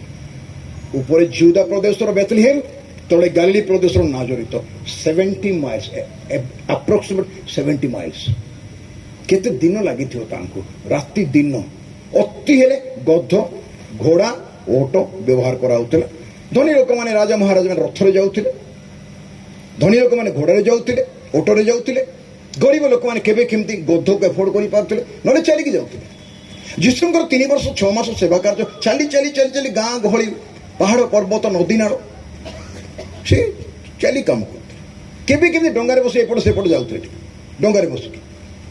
ମହାମରୀ ଅସୁବିଧା ଆସିଲେ, ଦୀର୍ଘ ରାସ୍ତା ଥିଲା। ଏଇଠି ଆମେ ଦେଖିପାରୁଛୁ ସେହି ସମୟରେ ବେଥଲେହେମରେ ଜିହୁଦା ବଂଶଜାତ, ଏ ଜିହୁଦା ବଂଶଜାତ ଥିଲେ। ଦାଉଦ ରାଜା, କିଙ୍ଗ ଡେଭିଡଙ୍କ ବଂଶ ଲୋକ ଥିଲେ, ସେ କ୍ଷତ୍ରିୟ ବଂଶ ଲୋକ ଥିଲେ। ପ୍ରଭୁ ଶ୍ରୀଖ୍ରୀଷ୍ଟ ଜିହୁଦା ଥିଲେ ଜାକବର 12 ପୁଅ ଭିତରେ। ରୁବେନ, ଜିହୁଦା, ଗାଦ, ଆସେର, ବେଞ୍ଜାମିନ, ନେଫ୍ତାଲି, ଇସାକର, ଜୁବୁଲୁନ, ଜୋସେଫ, এই যে 12 ଗୋଷ୍ଠୀର ଭିତରେ ଜିହୁଦା ଗୋଷ୍ଠୀର ଥିଲେ ପ୍ରଭୁ। କିଙ୍ଗ ସୋଲୋମନ କିଙ୍ଗ ଡେଭିଡ ଏମାନେ ଜିହୁଦା ଗୋଷ୍ଠୀର ଥିଲେ। ସେଇ ଜାଗା ତାଙ୍କର ନିଜ ଜାଗା ବେଥଲେହେମରେ ଥିଲା, ଯୋଉଠୁ ସେମାନେ ଗାଲିଲି ପ୍ରଦେଶକୁ ଯାଇଥିଲେ, ବ୍ୟବସାୟ ପାଇଁ ଯାଇଥିବେ, ବଞ୍ଚିବା ପାଇଁ ଯାଇଥିବେ। ଯେମିତି ଲୋକ ଭୁବନେଶ୍ୱର, କଟକ, ମାଡ୍ରାସକୁ, ଚେନ୍ନାଇ, ବେଙ୍ଗଲୋର କୁଆଡ଼େ କୁଆଡ଼େ ଯାଆନ୍ତି, ଆମ ଲୋକମାନେ ଯାଉଛନ୍ତି, ଲୋକମାନେ ଆଉ ଗୋଟେ ଜାଗାକୁ ଯାଆନ୍ତି ଚାକିରି କରିବା ପାଇଁ, କ'ଣ ସେମିତିକା ସେମାନେ ବିଜନେସ୍ କରିବା ପାଇଁ ଯାଇଥିଲେ, ସେଇଠି ରହିଯାଇଥିଲେ ସେମାନେ। ଆଉ ସେତେବେଳେ ଯାଇ ଆସୁଛନ୍ତି ଏତେ ଲମ୍ବା ରାସ୍ତା, ଆପଣ ଭାବନ୍ତୁ କ'ଣ ହେଇଥିବ ପରିସ୍ଥିତି। ଆଉ ଏଇ ଘଟଣାଟା କେତେବେଳେ ହେଲା? ଅଗଷ୍ଟସ୍ କାଇଜର ଯେତେବେଳେ ରୋମର ସମ୍ରାଟ ଥିଲେ। ଆପଣ ଯଦି ରୋମର ଇତିହାସ ପଢ଼ିବେ, ଦ ହିଷ୍ଟ୍ରି ଅଫ୍ ରୋମାନ ହିଷ୍ଟ୍ରି ପଢ଼ିବେ, ମିଡଲ ଇଷ୍ଟ ବା ମଧ୍ୟପ୍ରାଚ୍ୟର ଇତିହାସ ଆମେ ପଢ଼ିବା, ତାହେଲେ ଆମେ ଜାଣିବା କେବେ ସେଟା ହେଇଥିଲା, କେବେ ରୋମାନ ଏମ୍ପାୟାର ଥିଲେ। କାଇଜର, ଜୁଲିୟସ୍ କାଇଜର, ଏଇ ଯେଉଁ କାଇଜର ମାନେ ସବୁ ଥିଲେ, ଡୋମିସିଆନ, ନେର୍ଭୋ, ଏଇ ଯେଉଁ କାଇଜର ମାନେ କେବେ ଥିଲେ? ଏ ଯେମିତି ଆମ ଦେଶରେ ମହାନ ମହାନ ରାଜାମାନେ ଥିଲେ, ଅଶୋକ ମହାରାଜା କୁହନ୍ତୁ, ଚନ୍ଦ୍ରଗୁପ୍ତ ମୌର୍ଯ୍ୟ କୁହନ୍ତୁ, କେତେ ମହାନ ମହାନ ରାଜାମାନେ ଭାରତବର୍ଷ ଥିଲେ, ଯେଉଁମାନେ ବିଶ୍ୱରେ ତାଙ୍କ ନାଁ ରଖିଛନ୍ତି। ସେଇ ପ୍ରକାର ରାଜା ଥିଲେ। ଆଉ ସେତେବେଳେ ନାଁ ଲେଖା ହେଲା। ଆଉ ନାଁ ଲେଖିବା ପାଇଁ ଧ୍ୟାନ ଦେଇକି ଶୁଣନ୍ତୁ, ବିଶେଷ କରି ପାଳକମାନଙ୍କୁ କହିବା ପାଇଁ ଚାହୁଁଛି, ଯେଉଁମାନେ ପାଳକମାନେ ବସୁଛନ୍ତି, ନାଁ ଲେଖିବା ପାଇଁ ଆଗରୁ ଭାବବାଣୀ ଥିଲା। କେତିକି ବର୍ଷ ପୂର୍ବେ ଆଗରୁ ଭାବବାଣୀ ହେଇଥିଲା ଯେ ନାଁ ଲେଖା ହେଲା ବେଳେ ସେ ଜନ୍ମ ହେବେ ବୋଲିକି ଲେଖା ହେଇଥିଲା। ଗୀତ ସଂହିତା 87 ପର୍ବର 6 ପଦ ପଢ଼ନ୍ତୁ କିଏ ଗୋଟେ। ଗୀତ ସଂହିତା 87 ପର୍ବର 6 ପଦ, Psalm 87 and verse 6 ପଢ଼ନ୍ତୁ, କ'ଣ ଲେଖା ହେଇଛି? ପାଇଲେ କି ଭାଇ? ଗୀତ ସଂହିତା ଯିଏ ପାଇଲେ ସେ ପଢ଼, ଦେଖିବା କେମିତି ବାଇବେଲ କେତେ ଖୋଲି ପାରୁଛ। ସଦାପ୍ରଭୁ ଗୋଷ୍ଠୀ ବର୍ଗର ନାମ ଲେଖିବା ସମୟରେ, ହଁ, ସଦାପ୍ରଭୁ ଗୋଷ୍ଠୀ ବର୍ଗର ନାମ ଲେଖିବା ସମୟରେ ଏ ଜଣ ସେଠାରେ ଜାତ ହେଲା ବୋଲି ଗଣନା କରିବେ। କିଏ? ଆଉଡ଼ି ପଢ଼ିଦିଅ। ଏ ଜଣ ସେଠାରେ ଜାତ ହେଲା ବୋଲି ଗଣନା କରିବେ। ଏଇଟା ବର୍ତ୍ତମାନ ଜଣା ପଡ଼ିବ ଯେ ମାତା ମରିୟମ ଯୋସେଫ କୋଉ ଦିନ ନାଁ ଲେଖିଲେ? ସେତେବେଳେ ଗର୍ଭରେ ଥାଆନ୍ତି ଯୀଶୁ। ମାତା ମରିୟମଙ୍କ ଗର୍ଭରେ ଯୀଶୁ ଥାଆନ୍ତି ଯେତେବେଳେ ଯୋସେଫ ମା ମରିୟମ ତାଙ୍କର ରେଜିଷ୍ଟ୍ରିରେ ନାଁ ଲେଖିଲେ। କାହିଁକି ସେ ଜିହୁଦା ପ୍ରଦେଶ ଲୋକ ଥିଲେ। ସେଇ କଥାଟା କେତେ ବର୍ଷ ପୂର୍ବରୁ, 500-700 ବର୍ଷ ପୂର୍ବରୁ ସେଇଟା ଆଗରୁ ଭାବଣୀ ହେଇଥିଲା ଯେ ଏ ଯେତେବେଳେ ଜନ୍ମ ହେବେ ଜଗତ, ସେତେବେଳେ ପ୍ରଥମ ଥର ପାଇଁ ଜନଗଣନା ହେବ, ସେନ୍ସସ୍ ହେବ। ବୁଝିପାରୁଛୁ ତ? ଶୁଣୁଛୁ ତ? ବୁଝିପାରୁଛୁ ନା? ପ୍ରଭୁ ଯୀଶୁ ଖ୍ରୀଷ୍ଟଙ୍କର ଜନ୍ମ ହେବା ବର୍ଷ ପ୍ରଥମ ଥର ଜନଗଣନା ହେଲା। ଆଉ ସେଇଟା ମଧ୍ୟ କାହା ଦ୍ୱାରା ହେଲା? ଅଗଷ୍ଟସ୍ କାଇଜରଙ୍କ ଦ୍ୱାରା ହେଲା। ତାଙ୍କ ଆଦେଶ ପ୍ରମାଣ ହେଲା, ସେ ସମ୍ରାଟଙ୍କ ଆଦେଶ ପ୍ରମାଣ ହେଲା। ଏବେ ସେଇଟା ଏକ ଐତିହାସିକ ଫ୍ୟାକ୍ଟ, ଇତିହାସର ଏକ ଘଟଣା ଯେ ପ୍ରଭୁ ଯୀଶୁ ଖ୍ରୀଷ୍ଟ କୋଉ ସମୟରେ ଜନ୍ମ ହେଲେ ଜଗତରେ। ଏବେ ମୁଁ ସିଆଡ଼କୁ ଯାଉନାହିଁ, ଉଦ୍ଦେଶ୍ୟ କ'ଣ ଥିଲା, କାହିଁକି ସେ ଜନ୍ମ ହେଲେ, ତାଙ୍କର ଆସିବାର ଉଦ୍ଦେଶ୍ୟ କ'ଣ ଥିଲା, ଆମେ ଯୀଶୁଙ୍କ ମୁଖରୁ ଶୁଣିବା। ମାଥ୍ୟୁ ସୁସମାଚାରକୁ ଆସନ୍ତୁ, 20 ପର୍ବର 28 ପଦ। ମାଥ୍ୟୁ ସୁସମାଚାର 20 ପର୍ବ 28 ପଦ। କ'ଣ ବୋଲି ପ୍ରଭୁ ନିଜେ କହୁଛନ୍ତି, କାହିଁକି ସେ ଜଗତରେ ଜନ୍ମ ହେଲେ ମଣିଷ ହେଇକି। ଆପଣଙ୍କ ଭଳିଆ ମୋ ଭଳିଆ କାହିଁକି ସେ ମଣିଷ କି ଜଗତ ଜନ୍ମ ହେଲେ? ଜନ୍ମର ଆବଶ୍ୟକ କ'ଣ ଥିଲା ତାଙ୍କର? ସେ କ'ଣ ବୋଲି କହୁଛନ୍ତି, କାହିଁକି ଆସୁଥିଲେ? ସେ ଲେଖି ଆସୁଥିଲେ, ଯେପରି ମନୁଷ୍ୟ ପୁତ୍ର ମଧ୍ୟ ସେବା ପାଇବାକୁ ଆସିନାହାନ୍ତି। ଶୁଣନ୍ତୁ ଦୟାକରି, ସେବା ପାଇବାକୁ ଆସିନାହାନ୍ତି। ମନୁଷ୍ୟ ପୁତ୍ର ବୋଲି ପ୍ରଭୁ ଯୀଶୁ ଖ୍ରୀଷ୍ଟ ସେବା ପାଇବାକୁ ଆସିନାହାନ୍ତି। ତାପରେ ମାତ୍ର ସେବା କରିବାକୁ ଓ ଅନେକଙ୍କ ପାଇଁ ମୁକ୍ତିର ମୂଲ୍ୟ ସ୍ୱରୂପେ ପ୍ରାଣ ଦେବାକୁ ଆସିଛନ୍ତି ବୋଲି ଯୀଶୁ କହୁଛନ୍ତି ନିଜ କଥା ନିଜେ। ମୁଁ ଯେ ମନୁଷ୍ୟ ପୁତ୍ର ହେଇକି ଜଗତରେ ଜନ୍ମ ହେଲି, ମୁଁ ସେବା ପାଇବାକୁ ଆସିନାହିଁ। ଏ ଯେ ଆମେ ଆପଣ ଆସିଲୁ, ଏଠି ବସିଲୁ, ଆମର ସମ୍ମାନୀୟ ଅତିଥି ମାନେ ଗେଷ୍ଟ ମାନେ ମୋତେ ବସିଲେ, ଖୁସି ଲାଗିଲା। ଆପଣ ଗୋଟେ ଗୋଟେ ବେଡ୍ ଆମକୁ ଦେଲେ, ଆମକୁ ଗୋଟେ ଚଦର ପକେଇଦେଲେ, ଆମ ଭିତରେ ଆମକୁ ସମ୍ମାନ ଦେଲେ, ଫୁଲ ବୁକେ କିଏ ଦେଲେ, କିଏ ଫୁଲ ତୋଡ଼ା ଦେଉଛି, ବାଦ୍ୟ ବଜେଇକି ନେଉଛି, ନାଇଁ କି? ମିଟିଂ ମାନଙ୍କ ସହ ବଡ଼ ବଡ଼ ଲୋକ ଆସିଲେ ସେମିତି କରାଯାଏ, ସମ୍ମାନ ଦିଆଯାଏ। ଆଉ ମଣିଷର ଗୋଟେ ପ୍ରବୃତ୍ତି, ସେ ସମ୍ମାନ ପାଇବା ପାଇଁ ଚାହେଁ। It's a hidden quality of the man, ଏକ ଗୁପ୍ତ ସ୍ୱଭାବ ମଣିଷର। ମୁଁ ଟିକେ ମର୍ଯ୍ୟାଦା ଯେମିତି ପାଇ, ମୋତେ ଟିକେ ଲୋକ ନମସ୍କାର ଦଣ୍ଡବୋଧ କର, ପାଦ ଟିକେ ଛୁଇଁ ମୋତେ ନମସ୍କାର କର, ଅଛି କି ନାହିଁ ବାପା? ମୁହଁରେ ହଁ ନାହିଁ କହିବ, କିନ୍ତୁ ଭିତରେ ଥିବାଟା ମୋତେ କେବେ ନମସ୍କାର କରୁ। ଯୀଶୁ କହିଲେ ମଣିଷ ମୁଁ ସେବା ପାଇବାକୁ ଆସିନାହିଁ। ଏ କୁଷ୍ଠୀ ମାନଙ୍କର ପାଦ ଧୋଇଲେ, କରିବ ତମ କୁଷ୍ଠୀକୁ ଛୁଇଁବ ନା? ବାଇବେଲ ଅନୁଯାୟୀ ତାକୁ 7 ଦିନ ପର୍ଯ୍ୟନ୍ତ ଘରୁ ବାହାର ଗାଁରୁ ବାହାର କରାହେଉଛି କୁଷ୍ଠକୁ ଛୁଇଁବ। ଏମିତି ବ୍ୟବସ୍ଥା ଥିଲା ସେତେବେଳେ। ସେବା ପାଇବାକୁ ନୁହେଁ, ସେବା କରିବାକୁ। ଦୀନ ଦୁଃଖୀ, ବିଧବା, ଅନାଥ, ଦରିଦ୍ର, କୁଳାଙ୍ଗାର, ମନ୍ଦତାରେ ପଡ଼ିଥିବା ଲୋକମାନେ, କରଗ୍ରାହୀ, ଅଶୁଚି, ପାପିନୀ, ଏମାନଙ୍କର ସେବା କରି ଆସିଥିଲେ ସେ। ସେ କହିଲେ ମୁଁ ଧାର୍ମିକ ମାନଙ୍କ ପାଇଁ ଆସିନାହିଁ। ତାହେଲେ ଶୁଣିଲେ ତ, ସେ କହିଲେ ଧାର୍ମିକ ମାନଙ୍କ ପାଇଁ ଆସିନାହିଁ। କାହା ପାଇଁ ଆସିଛି? ଯେ ଧାର୍ମିକ ନାହିଁ ତା ପାଇଁ ଆସିଛି, ମୁଁ ପାପୀ ମାନେ ପାଇଁ ଆସିଛି। ଡାକ୍ତରଙ୍କର କାହାର ପ୍ରୟୋଜନ? ରୋଗୀର ସିନା ପ୍ରୟୋଜନ। ଭଲ ଥିବା ଲୋକ ଡାକ୍ତରଙ୍କର କି ପ୍ରୟୋଜନ? ଯୀଶୁ କହିଲେ ସେ କଥା। ବୈଦ୍ୟ ନିକଟରେ କି ପ୍ରୟୋଜନ ଜଣେ ଲୋକର? ତା ଦେହ ଖରାପ ଥିଲା ସେ ତ। ଯଦି ଆପଣ ଭାବୁଛନ୍ତି ମୁଁ ନିଜେ ଯାଇପାରୁନି ସେଠିକି, ମୁଁ ଏତେ ଭୁଲ କରିଛି, ମୋର ପାପ କ୍ଷମା ହେଲେ ମୁଁ ଯାଇପାରିବି ନାହିଁ, ଯଦି ଆମେ ଚିନ୍ତା କରୁଛୁ, ତାହେଲେ ଆପଣଙ୍କୁ ଯୀଶୁଙ୍କର ଆବଶ୍ୟକ ଅଛି। ଯେ ଆପଣ ସୁସ୍ଥ ସବଳ ଲୋକ, ଡାକ୍ତରଙ୍କର ଦରକାର ନାହିଁ ଆପଣଙ୍କୁ। ଆପଣ ଭଲ ଅଛନ୍ତି। ଯିଏ ନିଜେ ଧାର୍ମିକ, ନିଜର ଧର୍ମ କର୍ମ ଦ୍ୱାରା ଧାର୍ମିକ, ଈଶ୍ୱରଙ୍କ ପାଖକୁ ଯାଇପାରେ, ତାର ଧାର୍ମିକ ସେତିକି ହେଇଛି, ତାକୁ ଆଉ ଯୀଶୁଙ୍କ ଦରକାର ନାହିଁ ନା। ଯଦି ଆପଣ ପାରୁନାହାନ୍ତି ବା ମୁଁ ପାରୁନାହିଁ, ତାହେଲେ ତାଙ୍କୁ ଦରକାର ଆମର। ଏତେ ସେ କହିଲେ ମୁଁ ଧାର୍ମିକ ମାନଙ୍କ ପାଇଁ ଆସିନାହିଁ, ମୁଁ ଆସିଛି ପାପୀ ମାନଙ୍କ ପାଇଁ, ଯେଉଁମାନେ ଉଦ୍ଧାର ପାଇପାରୁ, ପାପ କ୍ଷମା ପାଇପାରୁନି, ରାସ୍ତା ଦିଶୁନାହିଁ। ତେଣୁ ମୁଁ ଜଗତର ଜ୍ୟୋତି, ଯେ ମୋ ପଛରେ ଆସିବ ସେ ଅନ୍ଧକାରରେ ଭ୍ରମଣ କରିବ ନାହିଁ। ସେ କହିଲେ ମୁଁ ପଥ, ସତ୍ୟ ଓ ଜୀବନ, ମୋ ଦେଇ ନ ଗଲେ ପିତାଙ୍କ ପାଖରେ ପହଞ୍ଚି ପାରିବ ନାହିଁ। ସେ କହିଲେ ମୁଁ ଅନନ୍ତ ଜୀବନର ଜଳ। ଯଦି ତୃଷା ହେଉଛି ଆତ୍ମିକ ତୃଷା, ପିଅନ୍ତୁ ଯୀଶୁଙ୍କୁ। କୋଲ୍ଡ ଡ୍ରିଙ୍କସ୍ ଭଳିଆ ପାଣି ତ ଆମେ ଏଠି ପଇସା ଦେଇ କିଣୁଛୁ। କୂଅର ପାଣି, ଚୁଆଁର ପାଣି ପଇସା ଦେଇ କିଣୁଛୁ କି ବାପା? ଯୀଶୁ କ'ଣ କହିଲେ ସମର ସ୍ତ୍ରୀକୁ? ଜଳ ଈଶ୍ୱରଙ୍କର ଦାନ, ବିନା ମୂଲ୍ୟରେ ସେ ଦିଅନ୍ତି ପରିତ୍ରାଣ। ସେ ମୁଁ ହେଉଛି ଆତ୍ମିକ ଜୀବନର ଆହାର। I am the food from heaven. ଆପଣଙ୍କ ଆତ୍ମାକୁ ବଳିଷ୍ଠ କରିବା ପାଇଁ ଚାହୁଁଛନ୍ତି, ବାଇବେଲ ପଢ଼ନ୍ତୁ। ଆତ୍ମିକ ଜୀବନର ଆହାର ମୁଁ, ଖାଦ୍ୟ ଖାଇ ଯେମିତି ବଡିଟା ଷ୍ଟ୍ରଙ୍ଗ ହେଉଛି, ସେମିତି ଖାଦ୍ୟ ହେଉଛି ସେ ସ୍ପିରିଚୁଆଲ ଫୁଡ୍ ଆମମାନଙ୍କ ନିମନ୍ତେ। ଏଥିପାଇଁ ସେ ଏଠି କହିଲେ ମୁଁ ସେବା ପାଇବାକୁ ଆସିନାହିଁ, ମୁଁ ସେବା କରିବାକୁ ଆସିଛି। ଏ ଭୁଲ ବୁଝନ୍ତୁ ନାହିଁ। ଆଜି ଲୋକମାନେ ଭୁଲ ବୁଝନ୍ତି। ଯୀଶୁ ସେବା କରିବାକୁ ଆସିଥିଲେ, ଆପଣଙ୍କର ସେବା କରିବା ପାଇଁ ଚାହୁଁଛନ୍ତି। ଆପଣ ସୁଯୋଗ ଦେଲେ ସେବା କରିବେ। ପିତରଙ୍କର ପାଦ ଧୋଇଦେଲେ, ଧୋଇଲେ କି ନାହିଁ? ଯଦି ଶିଷ୍ୟମାନଙ୍କ ପାଦ ଧୋଉଛନ୍ତି, ଆଉ ପିତର ପାଖରେ ପ୍ରଭୁ ଆସି ପହଞ୍ଚିଲେ, ପିତର କ'ଣ ବୋଲି କହିଲେ? କୁହନ୍ତୁ, କ'ଣ ବୋଲି କହିଲେ? କ'ଣ କହିଲେ? କ'ଣ ବୋଲି କହିଲେ?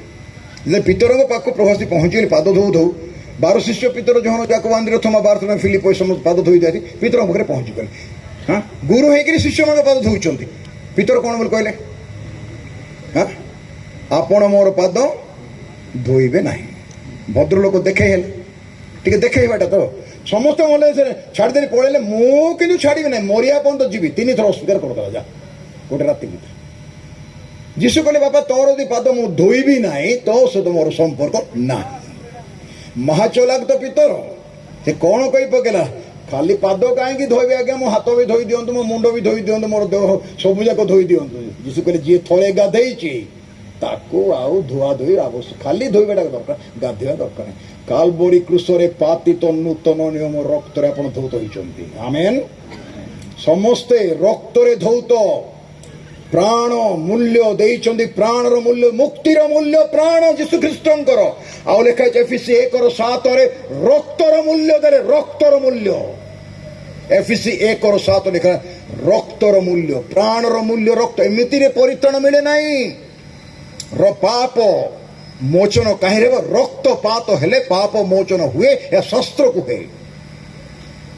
କିଏ ଜାତି ପାଇଁ ମରିଛି, କିଏ ଧର୍ମ ପାଇଁ ମରିଛି, କିଏ ଦେଶ ପାଇଁ ମରିଛି, କିଏ ପରିବାର ପାଇଁ, କିଏ ପ୍ରେମିକ ପାଇଁ, କିଏ ପ୍ରେମିକା ପାଇଁ, କିଏ ସ୍ୱାମୀ ପାଇଁ, ସ୍ତ୍ରୀ ପାଇଁ, ପିଲାଙ୍କ ପାଇଁ, ସମାଜ ପାଇଁ ମରିଛି। ପାପୀ ପାଇଁ ଯଦି କିଏ ମରିଛି, ଯୀଶୁ ମରିଛନ୍ତି। ପାପୀ ପାଇଁ ଯଦି କିଏ ମରିଛି, ଯୀଶୁ ମରିଛନ୍ତି। ଧାର୍ମିକ ମାନଙ୍କ ପାଇଁ ଆସିନି ସେ କହିଲେ